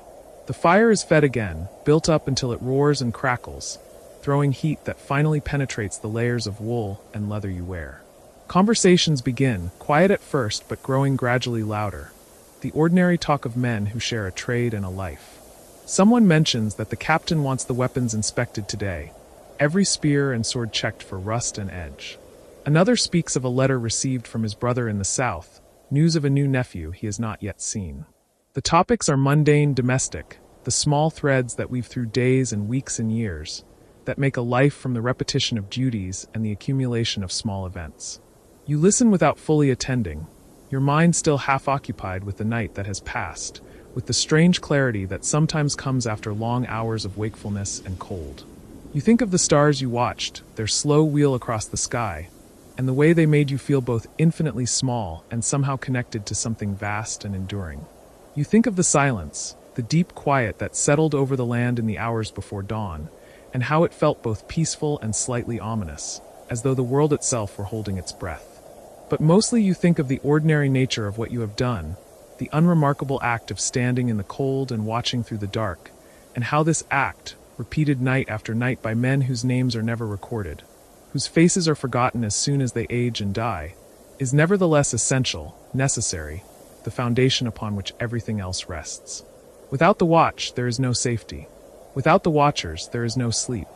This is the truth that lives in your bones now, earned through experience, through the accumulation of cold nights and tired mornings. When you finally finish eating, you rise from the bench with the slow movements of a much older man, your body heavy and unwilling. Jeffrey has already claimed one of the sleeping spots, curled on his side on a bench, his arm folded under his head for a pillow, and his eyes are closed, his breathing already deepening towards sleep. You find your own spot, a section of bench that is marginally less crowded than the others, and you lie down with your cloak bunched beneath your head. The bench is hard beneath you, unyielding stone beneath a thin layer of wood, but you barely notice. Your body is so tired that any surface becomes a bed, any stillness a blessing. You close your eyes and immediately feel the world begin to recede, the sounds of the guardroom growing distant, the warmth of the fire fading into a general sense of comfort that asks nothing more of you. Before you slide completely into sleep, you have a final thought, a recognition that feels important though you are too exhausted to fully examine it.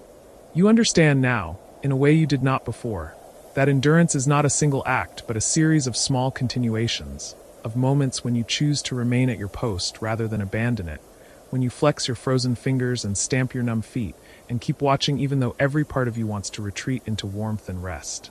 The guards who came before you endured the same cold, the same long dark hours, and they endured it not through any great heroism or dramatic fortitude, but through the simple decision, made over and over, to stay standing, to keep watching, to hold the space they had been given to hold. This is what the watch teaches, you think, though the thought is fragmentary now, dissolving into the approach of sleep. This is the knowledge that lives in the cold stone of castle walls, in the worn steps of guard towers, in the oil lamps that burn through winter nights. Not glory, not grand action, but the quiet persistence of duty, the willingness to be cold so that others can be warm, to be wakeful so that others can sleep, to stand in the dark places so that the light can be preserved. And then you are asleep, released at last from the demands of consciousness, your dreams, when they come, colored by cold and starlight and the endless patient watching that has become, for this season of your life, your purpose and your gift to the world that continues, heedless and precious, all around you. The day passes without you, or rather, you pass through it in a state of deep unconsciousness, your body claiming the rest it has earned. Outside the guardroom, the life of the castle continues in its rhythms. The sun rises fully, though it brings little warmth, a pale disk in a white sky that promises the snow Thomas predicted. In the great hall, the Lord conducts his business, hearing petitions and settling disputes, the mundane work of governance that requires the safety the walls provide. In the kitchen, bread is baked and meat is roasted, food prepared for the mouths that must be fed. In the stable, horses are groomed and fed, their coats brushed until they shine, their hooves picked clean of packed straw and mud. The guards on duty walk their sections of wall, watching the land below with eyes that grow gradually more tired as their own shifts lengthen.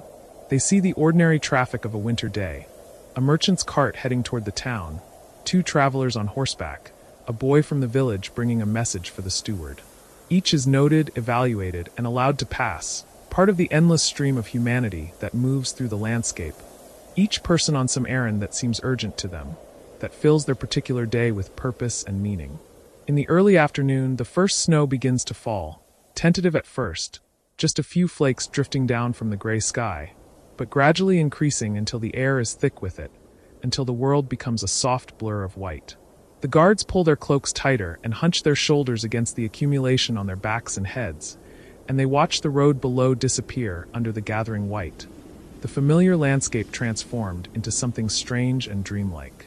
You know nothing of this as you sleep. The snow does not reach you in the guardroom. where the fire continues to burn and the stone walls hold back the weather. Your dreams, such as they are, move through landscapes of memory and sensation, fragments of cold and starlight mixed with earlier memories, older experiences that rise up from whatever place such things are stored. You dream of your first night on watch, years ago now, when you were younger and less certain, when the darkness seemed more threatening and your own courage more questionable. You dream of summer watches, when the night was warm and brief, when you could smell the hay in the fields below and hear the nightingales singing in the garden. You dream of other guards, men you have served with over the years, some still here, others moved on to different posts or different lives or into the earth itself. And beneath all these particular dreams, there is a deeper rhythm, the pulse of rest itself, the body's profound engagement with its own restoration. Your muscles release their tension gradually, the cold working its way out of your joints, your blood remembering its proper flow.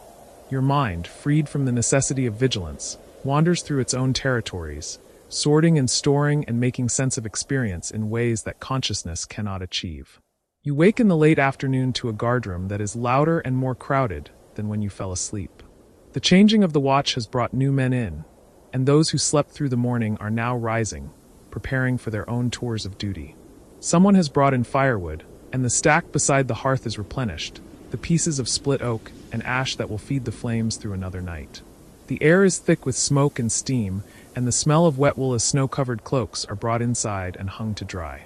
For a moment, you lie still, disoriented, your mind slow to place itself in time and space. Then memory returns, and with it the awareness of your body, the aches that have settled in while you slept, the stiffness in your shoulders and lower back. You sit up slowly, running a hand through your hair, feeling the way it stands up in odd angles, pressed flat on one side from lying on it. Jeffrey is already awake, sitting at the table with a bowl of something that steams, and when he sees you stir, he nods toward the pot hanging over the fire. "Stew," he says. "Fresh made an hour ago." You stand and stretch, feeling your spine pop and crack, then make your way to the fire. The pot is indeed full of stew, thick and dark and smelling richly of onions and turnips and whatever meat has gone into it. You ladle some into a wooden bowl and take a piece of bread from the basket on the table, then sit across from Jeffrey and begin to eat. The stew is hot and good, warming you from the inside in a way the fire cannot, and you eat steadily, methodically, letting the food anchor you back into waking life. Outside, through the small window set high in the wall, you can see that the light is already fading, the short winter day drawing toward its close. In a few hours, other men will climb the stairs to the walls and take up the watch you held last night, and the cycle will continue, unbroken and unbreakable, the endless succession of guards and hours and cold vigils that make the castle what it is. "They're saying the snow will last through tomorrow," Jeffrey says, tearing his bread into pieces and using it to soak up the stew from his bowl. "Couple of inches already, and more coming." You nod, thinking of the guards currently on the walls, of how the snow will make their watch both harder and easier. Harder because of the cold, because snow drives with the wind and finds every gap in clothing, every opening in defenses. Easier because snow reveals tracks, shows movement, makes it impossible for anyone to approach unseen across the white expanse. There is a purity to snow watch, a clarity that other weather lacks. "You're off tonight?" Jeffrey asks, though he knows the answer, knows the rotation as well as you do. "Off tonight on tomorrow," you confirm. "The midnight to dawn." He makes a face, sympathetic. The midnight to dawn is considered the hardest watch, the hours when cold is deepest and weariness greatest, when the temptation to close your eyes, to rest just for a moment, becomes almost overwhelming. But it is also, in some way, the most important watch, the one that holds the deepest part of the night, that stands between the last of evening and the first of morning. "Rather you than me," he says, but without malice, just the honest acknowledgement of a difficult duty. You finish your stew and sit for a while longer, letting the food settle, letting the guardroom's warmth complete the work of restoration that sleep began. Around you, the business of the watch continues, men coming and going, reports being given and received, the small adjustments and communications that keep the whole mechanism functioning. You are part of this mechanism, you understand, one piece in a larger whole, and the understanding brings with it a kind of comfort, a sense of place and purpose. When full dark has fallen and the evening watch is settled into its routine, you finally leave the guardroom, stepping out into a courtyard transformed by snow. Several inches have accumulated, covering the cobblestones in white, muffling sound and softening edges. The snow is still falling, smaller flakes now but steady, and you can barely see across the courtyard to where the great hall stands with its windows glowing yellow, warm light spilling out into the cold night. You make your way carefully across the slippery stones toward the barracks, your breath steaming, your feet finding the path more by memory than sight. The barracks building is long and low, built against the inner wall, and when you push open the door, you find it already crowded with off-duty guards and men-at-arms, some playing dice in the corner, others mending clothes or sharpening blades, still others already in their bunks, sleeping or trying to sleep despite the noise. Your own bunk is one of many stacked too high along the walls, each covered with a straw-filled mattress and whatever blankets each man has accumulated. You have been sleeping in the same bunk for 3 years now, ever since you were promoted from a regular town watch to full castle guard, and it has become as much home as anywhere, this narrow space in this crowded room, this particular patch of straw and wool. You climb up to your bunk, the upper one, and arrange your blankets, then lie down fully clothed except for your boots, which you pull off and drop to the floor below. The barracks is warmer than the guardroom, heated by the bodies packed close together, by the brazier that glows in the center of the room, by the proximity to the great hall's kitchens on the other side of the wall. You pull your blankets up and lie on your back, looking at the wooden ceiling beams a few feet above your face, following the grain of the wood with your eyes in the dim light that comes from the brazier and the few candles still burning. Sleep does not come immediately this time. You are tired but not exhausted, rested enough that your mind wants to move, to think, to process the experiences of the previous night. You think about the cold, about the way it tests you, about the strategies you have learned for enduring it. You think about the other guards throughout history, the thousands upon thousands of men who have stood on cold walls through winter nights, who have flexed frozen fingers and stamped numb feet and watched horizons for threats that mostly never came. You wonder about their lives, about what they thought during those long hours, about whether they found the same strange peace you sometimes find, the same sense of being connected to something larger than yourself. You wonder if they felt the same pride you feel, not in grand accomplishments, but in the simple fact of remaining at your post, of holding the space you were given to hold, of being reliable, steady, present. The sounds of the barracks continue around you, the low murmur of conversation, the rattle of dice, the occasional laugh or curse, the creaking of bunks as men shift in their sleep. These sounds are as familiar to you as the sound of your own breathing, the soundtrack of a life lived in common with others, in service to something beyond individual comfort or desire. And gradually, despite your wandering thoughts, you feel yourself beginning to drift, the warmth and the darkness and the simple fact of lying down pulling you gently towards sleep. Your last conscious thought is of tomorrow night's watch, of the midnight to dawn shift that awaits you. And you feel not dread but a kind of quiet anticipation, a readiness to offer yourself again to that cold vigil, to stand once more between the sleeping world and whatever moves in darkness. This is who you are now, you think, though the thought is fragmentary, dissolving. This is what you have become through the accumulation of cold nights and patient watching. A guardian, a keeper of walls, a holder of the hours that others sleep through, unaware of the vigilance that makes their sleep possible. And then you are gone, released again into sleep's country, your dreams now gentler, colored by warmth and the security of stone walls and the knowledge that tonight, someone else holds the watch, someone else stands in the cold and dark, continuing the endless chain of vigilance that reaches back through time and forward into a future you will not see, but help to make possible through the simple act of doing your duty, night after cold night, watch after faithful watch, as long as your body permits and the castle needs you. The snow falls through the darkness outside, accumulating on walls and roofs and battlements, covering the world in white, and high above on the eastern tower, a guard you know only slightly, a man named Peter, stands wrapped in his cloak and watches the empty road with eyes that burn from wind and cold, and he does not know that you are thinking of him, that somewhere in your dreams he is present, that the watch he holds is the watch you will hold tomorrow, that you are all connected by this chain of cold vigils, this brotherhood of endurance, this ancient and humble service that asks everything and promises nothing except the knowledge that you stood when standing was required, that you watched when watching was needed, that you gave your warmth and wakefulness so that others might have safety and rest. The dream of warmth fades as the sky begins its slow turn toward gray, and you stand at your post with the knowledge that this watch, like all watches, must end as it began, in quiet duty, in the persistent presence of cold, in the small, measured acts that sustain a life spent guarding stone and silence. You have learned, over these long hours, that endurance is not a single triumph, but a succession of small surrenders and refusals. Surrendering to the cold's presence while refusing its dominion. Surrendering to fatigue while refusing its collapse. Surrendering to the monotony while refusing to let awareness slip entirely into nothingness. The night has taught you this, or perhaps you have always known it, and the night has simply reminded you. The eastern sky holds a pale promise now, neither dark nor light but something between, a hesitation of color that suggests the sun remembers the world and will return to it in time. You do not rush toward this promise. You have learned not to anticipate relief too eagerly, for the moments before dawn can stretch as long as any that came before, and hope itself can be a form of cold when it focuses the mind too sharply on what is not yet present. Instead, you remain in the moment as it is, this particular configuration of cold and stone, of breath and watchfulness, of sky and wall. You let your gaze travel once more across the familiar landscape, the field still held in darkness, the forest a deeper shadow against the lesser shadow of the land, the road a pale thread that leads away to places you have never seen and perhaps never will.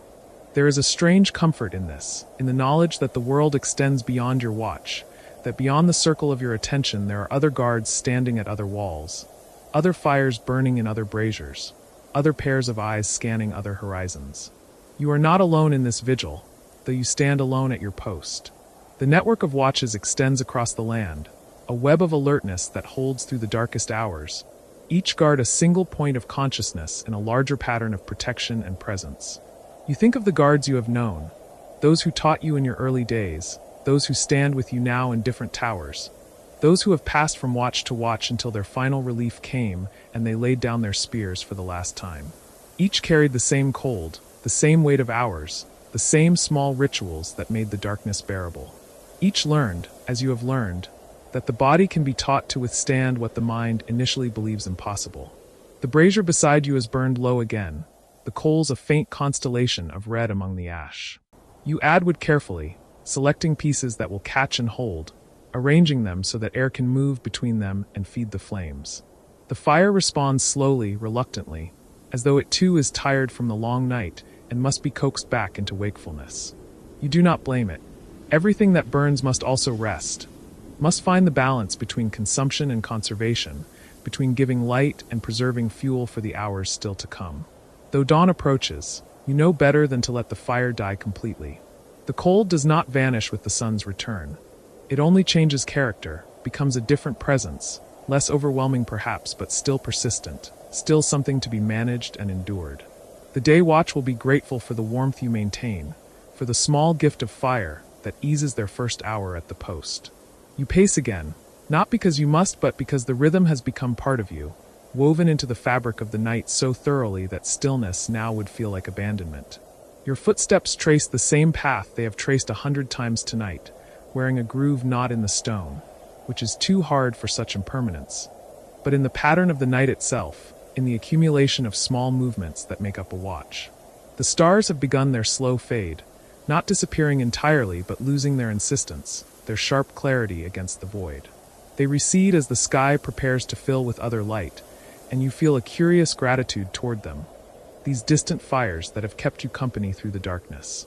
They have been constant when so much else shifted and changed, when your thoughts wandered and your attention wavered, when the cold pressed close and the hours seemed endless. They remained indifferent and eternal, and there was comfort in their indifference. You hear a sound from below, the scrape of a door, the muffled voice of someone rising for the day's first tasks. The castle is beginning to wake, stirring from its night's rest like a great creature shaking off sleep. Soon the courtyard will fill with activity, with servants drawing water and kitchen fires being stoked, with the sounds of purposeful movement that mark the beginning of the working day. But for now, in this threshold moment, the castle exists in a state of half-sleep, neither fully at rest nor fully awake, suspended in the same liminal space that holds you.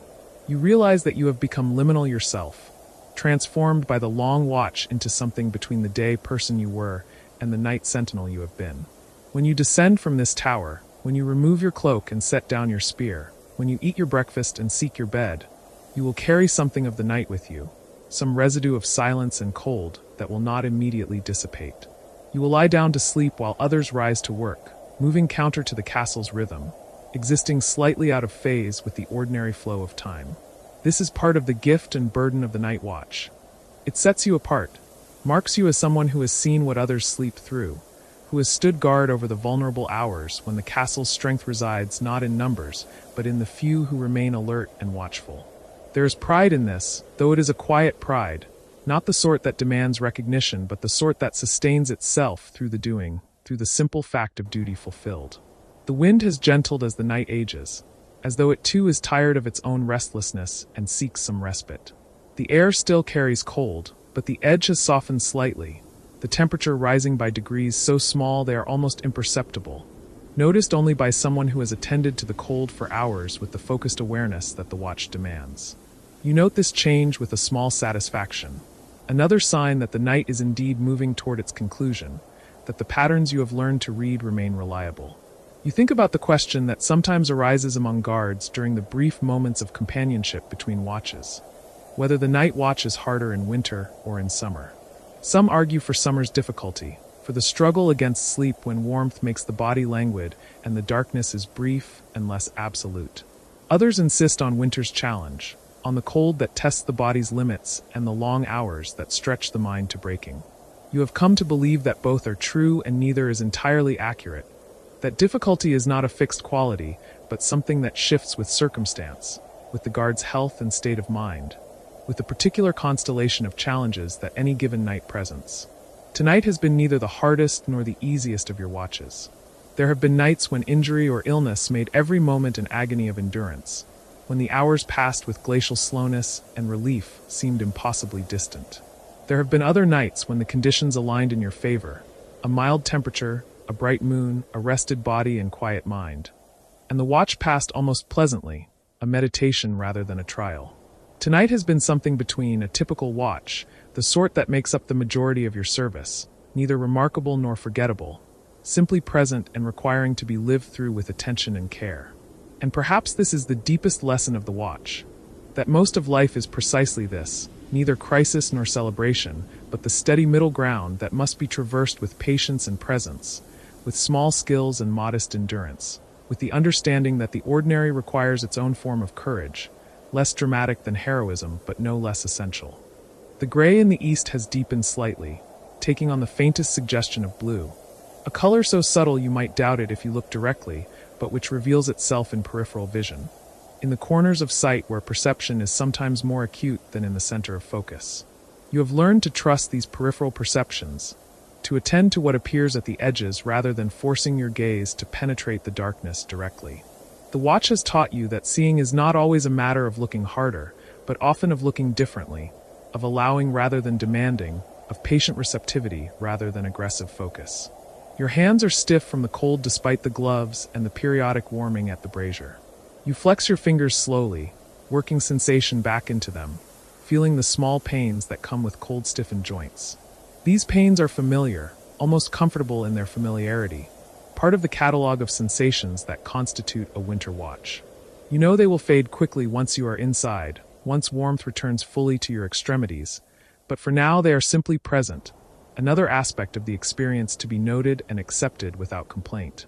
Below, in the barracks, your replacement is likely stirring, rising from sleep to prepare for the day watch. You imagine the moment of waking, the brief disorientation before memory returns and duty reasserts itself, the cold shock of leaving the relative warmth of blankets and entering the pre-dawn chill of the barracks. You remember your own waking hours ago.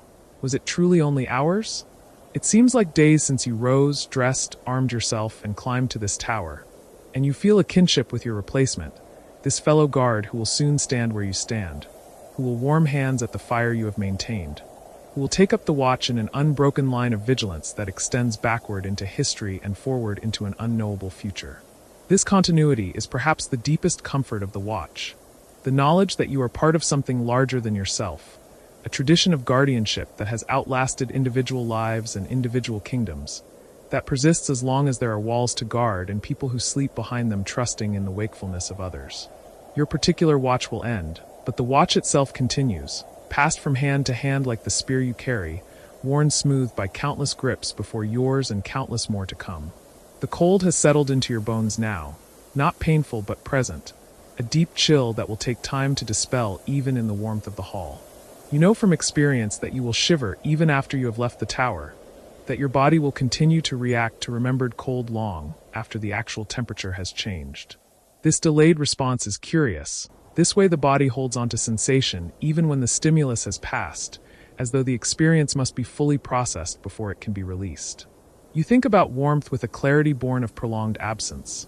Not the dramatic heat of summer or forge, but the modest, sufficient warmth of the hall in winter.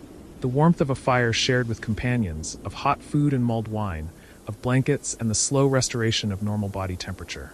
These simple comforts, taken for granted in their presence, become precious in their absence. The watch teaches appreciation through deprivation, makes gratitude tangible and specific.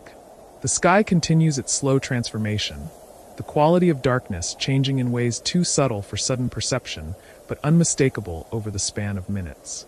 You have watched this transition enough times to trust it, to know that what seems imperceptible in the moment will reveal itself as profound change when viewed across the arc of an hour. Dawn comes not as an event, but as a process, a gradual shifting of the balance between darkness and light, and you are privileged to witness this shift from your vantage point, to see what those sleeping below will miss, the subtle beauty of the world's transition from night to day. You hear footsteps on the tower stairs, steady, unhurried, the sound of someone ascending with the familiar confidence of daily routine. Your replacement approaches. You feel a complex mixture of relief and reluctance, glad that the watch will soon end, but aware that you will also leave behind this particular state of consciousness, this heightened awareness that the long night has cultivated. There is something to be said for this liminal alertness, this state of being that exists between sleep and full wakefulness, between isolation and community, between night and day. The footsteps grow closer, and then your replacement emerges onto the tower top, already dressed for the watch, spear in hand, face composed in the neutral expression of readiness that all guards learn to wear. You exchange the brief greeting that ritual demands, confirm that the watch has been quiet, point out the fire's condition and the small signs that indicate the night's character. Wind direction, visibility, temperature. These practical details are transmitted efficiently, without elaboration, in the compressed language that guards develop for these transitions. And then the watch is passed, as simply as that, as naturally as breath. You are released from duty, free to descend, to seek warmth and food and rest. But you do not immediately move. You take a moment more at the parapet, looking out at the landscape that has been your companion through the dark hours, acknowledging silently this familiar terrain that you have guarded through another night. The eastern sky is definitely lighter now, the stars almost entirely faded, the promise of sun more concrete, though the sun itself remains below the horizon. Soon it will break free of the Earth's edge and begin its daily arc across the sky, bringing light and warmth to a world that has endured without them through the long darkness. But that moment has not yet arrived. The world still exists in this threshold space, neither night nor day, but something between, something transitory and therefore precious. You turn from the parapet and move toward the stairs, feeling the stiffness in your legs, the deep fatigue that has been held at bay by necessity, and now begins to assert itself as duty releases its grip. You descend carefully, one hand on the stone wall for balance, your body remembering the tower's spiral, the worn centers of the steps, the particular rhythm of descent that matches this specific structure. As you move downward through the tower's interior, the darkness deepens briefly, cut off from the sky's growing light, and then you emerge into the courtyard where the pre-dawn gray is more pervasive, filling the space with a soft, dimensionless illumination that reveals shapes without defining them clearly.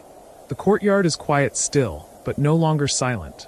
There are sounds of waking, of preparation, of the castle beginning another day.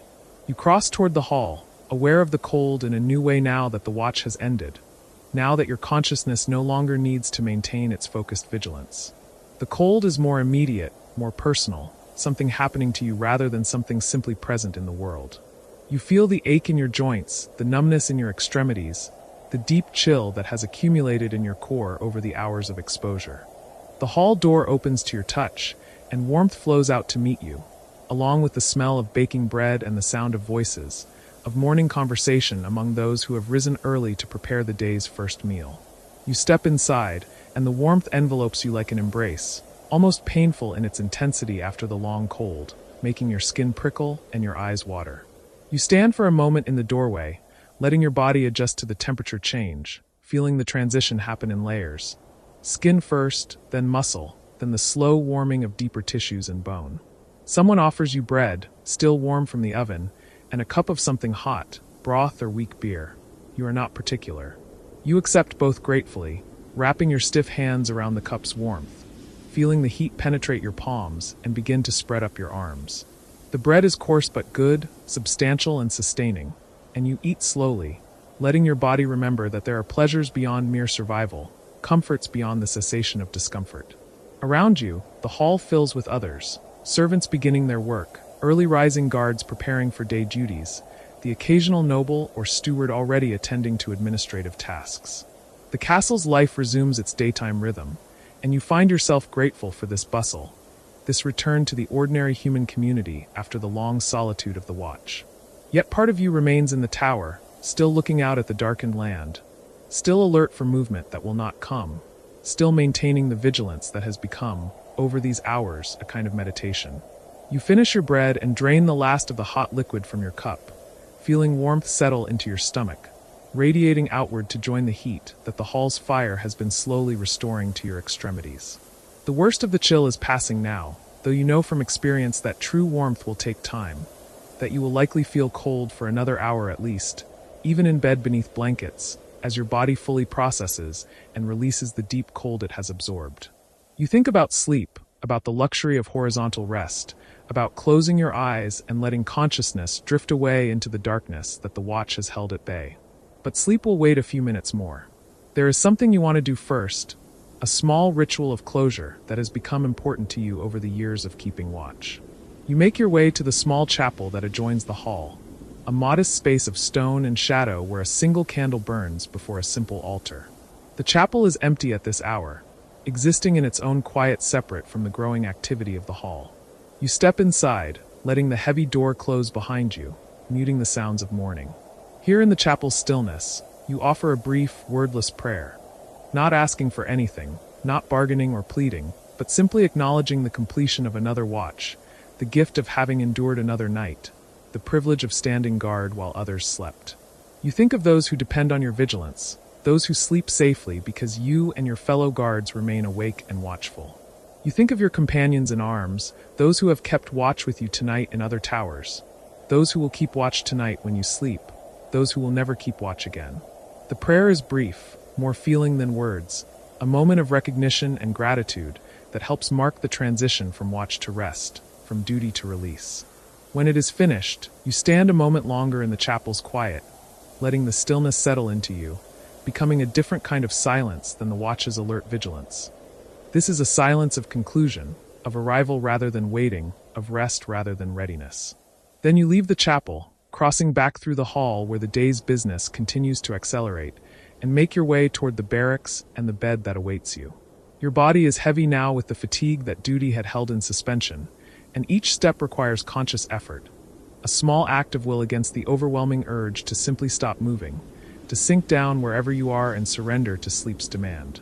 But you make it to the barracks, to your particular bed in the corner where the morning light comes late and dim, where the sounds of activity are muted by thick walls and distance. You remove your outer garments slowly, your fingers clumsy with cold and fatigue, and lie down on the rough mattress, still wearing most of your clothes, pulling blankets over yourself in layers, creating a cocoon of gradually accumulating warmth. The bed is not soft, but after hours of standing, it feels like luxury. The stillness is profound after the tower's constant small movements, the necessary shifts of weight and position that kept circulation moving and vigilance sharp. Now you can be truly, completely still, can let your muscles release their tension, can allow your body to begin the process of recovery and restoration that sleep will facilitate. Your mind, still partly in the tower, continues its scanning of horizons, its attention to small sounds and movements. This vigilance will fade as sleep approaches, but for now it persists, a habit too deeply ingrained to be immediately released. You see, behind closed eyelids, the view from the tower, the dark landscape, the distant tree line, the pale road, the scatter of stars overhead. You feel the cold, though you are now surrounded by warmth. You stand at the parapet, though you lie horizontal beneath blankets. Gradually, slowly, the watch releases you. The internal vigilance softens, the body's alertness diminishes, The mind scanning slows and begins to circle inward rather than ranging outward across imagined terrain. The images become less distinct, the sensations more diffuse. The boundary between waking and sleeping grows permeable and uncertain. You drift in this borderland, neither fully conscious nor fully asleep, held in a state similar to the tower's twilight existence between night and day. Thoughts arise and dissolve without sequence or significance. Fragments of memory, snippets of sensation, brief images without context or consequence. This is the mind releasing its grip on coherence, allowing itself to fragment and scatter, preparing for sleep's deeper dissolution. The sounds of the barracks fade to a distant murmur. The morning light beyond your eyelids becomes an abstract glow. The weight of blankets becomes indistinguishable from the weight of your own limbs. You sink deeper into the mattress, or perhaps the mattress rises around you. The distinction no longer matters. The relationship between body and surface becomes fluid and reversible. Sleep comes finally not as a sudden descent, but as a gradual merging, a slow settling into unconsciousness so gentle that there is no clear moment of transition, only the gradual recognition that awareness has changed its character, that you have passed from waking into dreams without noticing the threshold. And in sleep, you return to the tower, as you often do after watches. But now the tower exists in dream logic, both familiar and transformed. The cold is present but not uncomfortable, noticed but not endured. The darkness is absolute but not limiting. You can see everything you need to see, though no light illuminates the landscape. The watch continues, but without effort, without the small constant struggle against fatigue and cold and distraction. In this dream watch, you understand something that waking consciousness could not quite grasp, that the watch is not separate from sleep but continuous with it, that vigilance and rest are not opposites but complementary states, that the guard who keeps watch and the sleeper who trusts that watch are two aspects of a single human need for safety and belonging, for protection and trust, for the knowledge that we are held in communities of care that persist through darkness and into light. The dream deepens and the tower fades, and you sink into true sleep, into the restoration that the body demands after long effort, into the unconsciousness that allows repair and renewal, into the darkness that is not the night's darkness but the interior darkness of healing rest. Above, in the tower you have left, your replacement keeps watch as you kept watch, standing at the parapet as you stood, warming hands at the fire you maintained, looking out over the same landscape you guarded through the long night. The watch continues, passed from hand to hand, held in trust by each generation of guards who learn the same skills, endure the same cold, discover the same small strategies that make endurance possible. The sun breaks free of the horizon finally, spilling light across the land, illuminating the fields and forests you watched over in darkness, revealing the ordinary daylight world that the night had hidden but not changed. The castle wakes fully into morning, into the business of another day, into the countless tasks and interactions that constitute life in this fortified community. And you sleep through this waking, existing counter to the castle's rhythm, resting while others work, surrendering to unconsciousness while others maintain consciousness, trusting in the safety that others now provide as you provided safety for them through the night. This is the cycle: watch and rest, waking and sleeping, vigilance and trust, each making the other possible, each finding meaning in relation to the other. The guard who keeps watch does so that others may sleep, and sleeps trusting that others will keep watch in turn. The night guard becomes the day sleeper, and the day sleeper will become the night guard, each role essential, each requiring its own form of courage and endurance. The watch has taught you this, that strength is not only action but also surrender, not only vigilance but also trust, not only endurance but also acceptance of limits and the necessity of relief. You have learned to stand through cold that seemed unendurable, and to recognize when endurance must give way to rest. You have learned to maintain alertness through hours of monotony, and to recognize when vigilance must give way to sleep. You have learned to stand alone at your post, and to recognize that you are never truly alone, that you are part of a community of guards extending across space and time, all keeping watch, all enduring cold, all learning the small skills that make the long night bearable.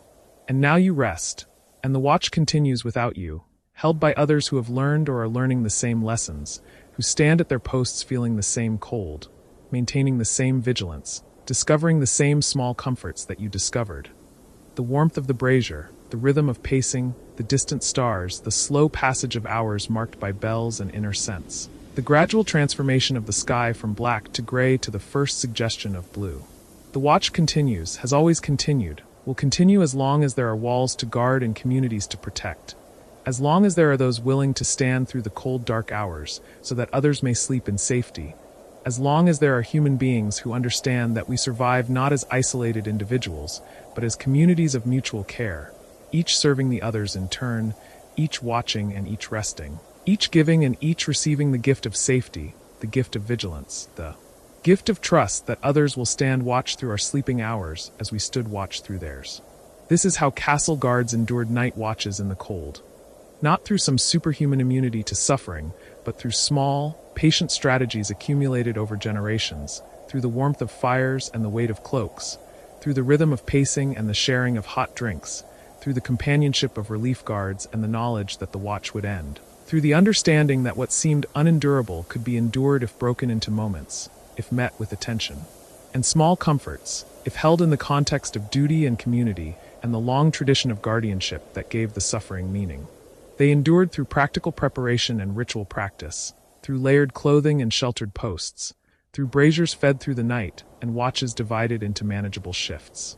They endured through experience that taught the body to tolerate what first seemed intolerable, through skills passed from veteran to novice, through the accumulated wisdom of countless guards who had stood the same watch and learned the same lessons.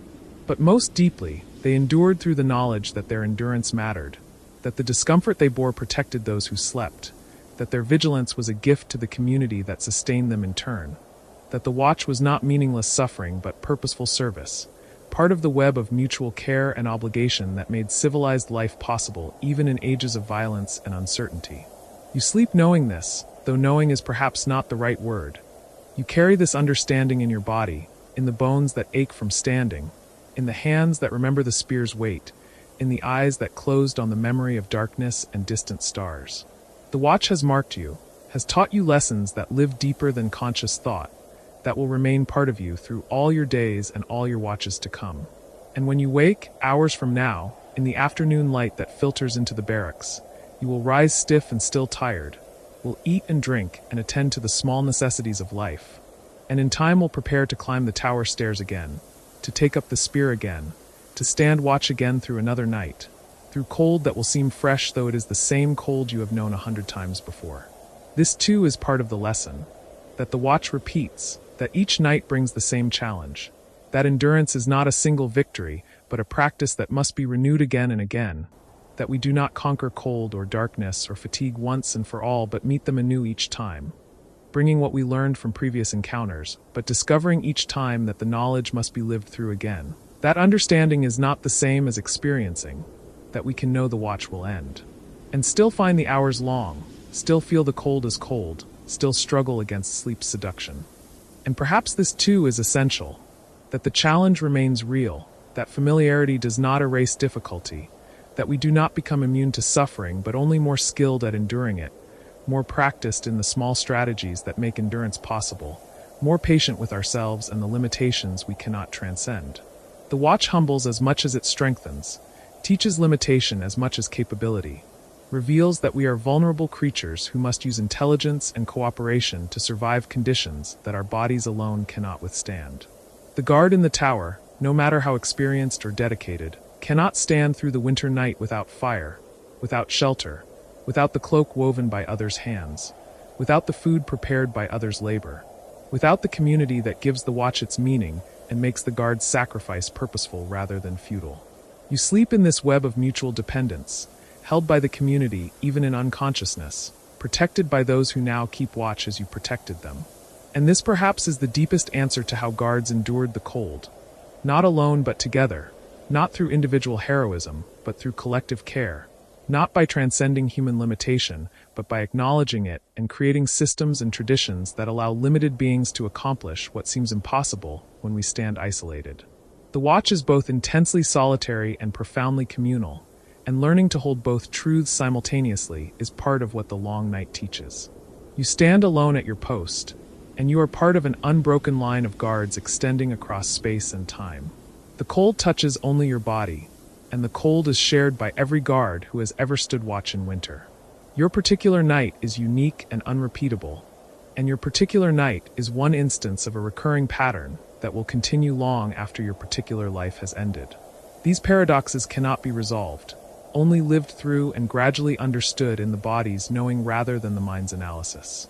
The watch teaches through experience, through the accumulated hours of standing in cold and darkness, through the repetition that at first seems merely tedious but slowly reveals itself as a kind of meditation, a practice that shapes consciousness and builds capacities that cannot be acquired any other way.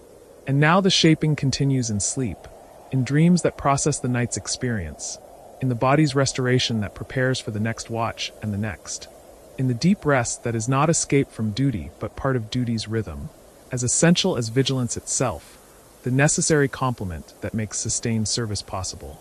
You rest, and the day passes above you, the sun tracing its arc across the sky you do not see, the castle's life unfolding in patterns you do not witness, the watch in the tower changing from your replacement to another and another as the day progresses toward evening.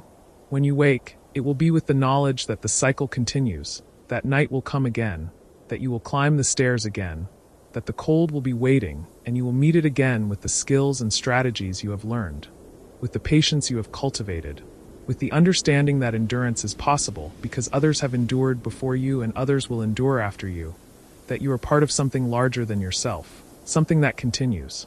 The watch goes on, patient and persistent as stone, patient and persistent as cold, patient and persistent as the turning of the earth that brings night after day and day after night in an endless alternation that no human effort can alter or escape. We can only meet this rhythm with our own rhythms of watching and resting, of standing and sleeping, of enduring and recovering, of giving and receiving care in the community of guards and guarded that makes survival possible in a world that is often harsh and sometimes hostile, but also sometimes beautiful, also sometimes gentle, also sometimes offering the small gifts that make difficulty bearable. The warmth of fire, the beauty of stars, the knowledge of shared purpose, the trust of those who sleep while we keep watch. You rest in this knowledge, and the knowledge keeps you even in sleep, and the watch continues above and around you, and the cold waits patient for your return, and the tower stands and the walls hold, and the community endures another day because of the long night's vigilance, and the cycle turns and the seasons change, and the watches accumulate into years, and the years accumulate into a life spent in service. And the service weaves into the larger fabric of the community's life, and the community persists through generations because each generation produces those willing to stand watch, to endure cold, to maintain vigilance through the long dark hours, so that others may sleep and wake and live their lives with some measure of safety and peace. This is the gift of the watch, given and received, passed forward through time, held in trust by each generation of guards who learn that the cold can be endured, that the night will end, that the watch matters, that we are strong enough together to protect what we love, to preserve what we value, to stand against darkness not with certainty of victory but with commitment to vigilance, to presence, to the patient endurance that allows communities to survive and sometimes even to flourish.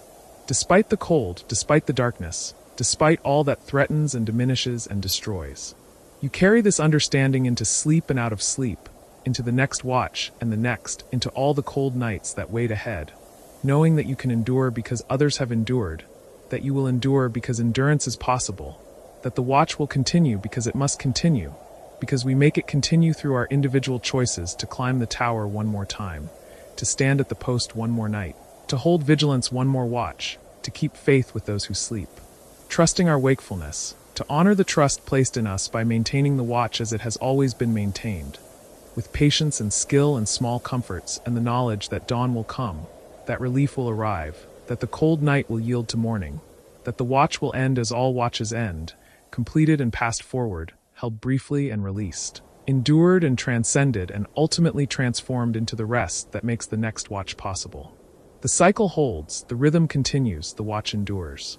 And you sleep, guarded by others as you guarded them, held in the community's care as you held the community in yours, resting in the knowledge that the watch goes on, that the tower stands occupied, that vigilance persists, that the cold dark hours are met by human presence and human attention, that we do not face the night alone but together, not as isolated individuals but as communities of mutual care, each serving the others, each watched over and each watching in turn. This is how it was done. This is how it endures. This is how guards kept watch through cold nights.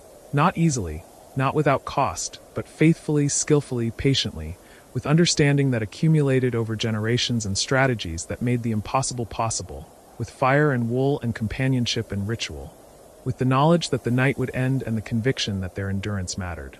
And the watch continues still, in memory and in the endless human task of vigilance, in every night guard and every parent keeping watch over a sleeping child, in everyone who remains awake and alert so that others may rest, in the fundamental human act of caring for each other through darkness toward light. The watch continues. The cold is endured. The community survives. And in this survival, in this continuation, in this patient persistence through difficulty toward dawn, there is meaning enough for any life, purpose enough for any night, warmth enough, barely, but enough, to sustain the guard who stands in cold and darkness, keeping watch over a sleeping world.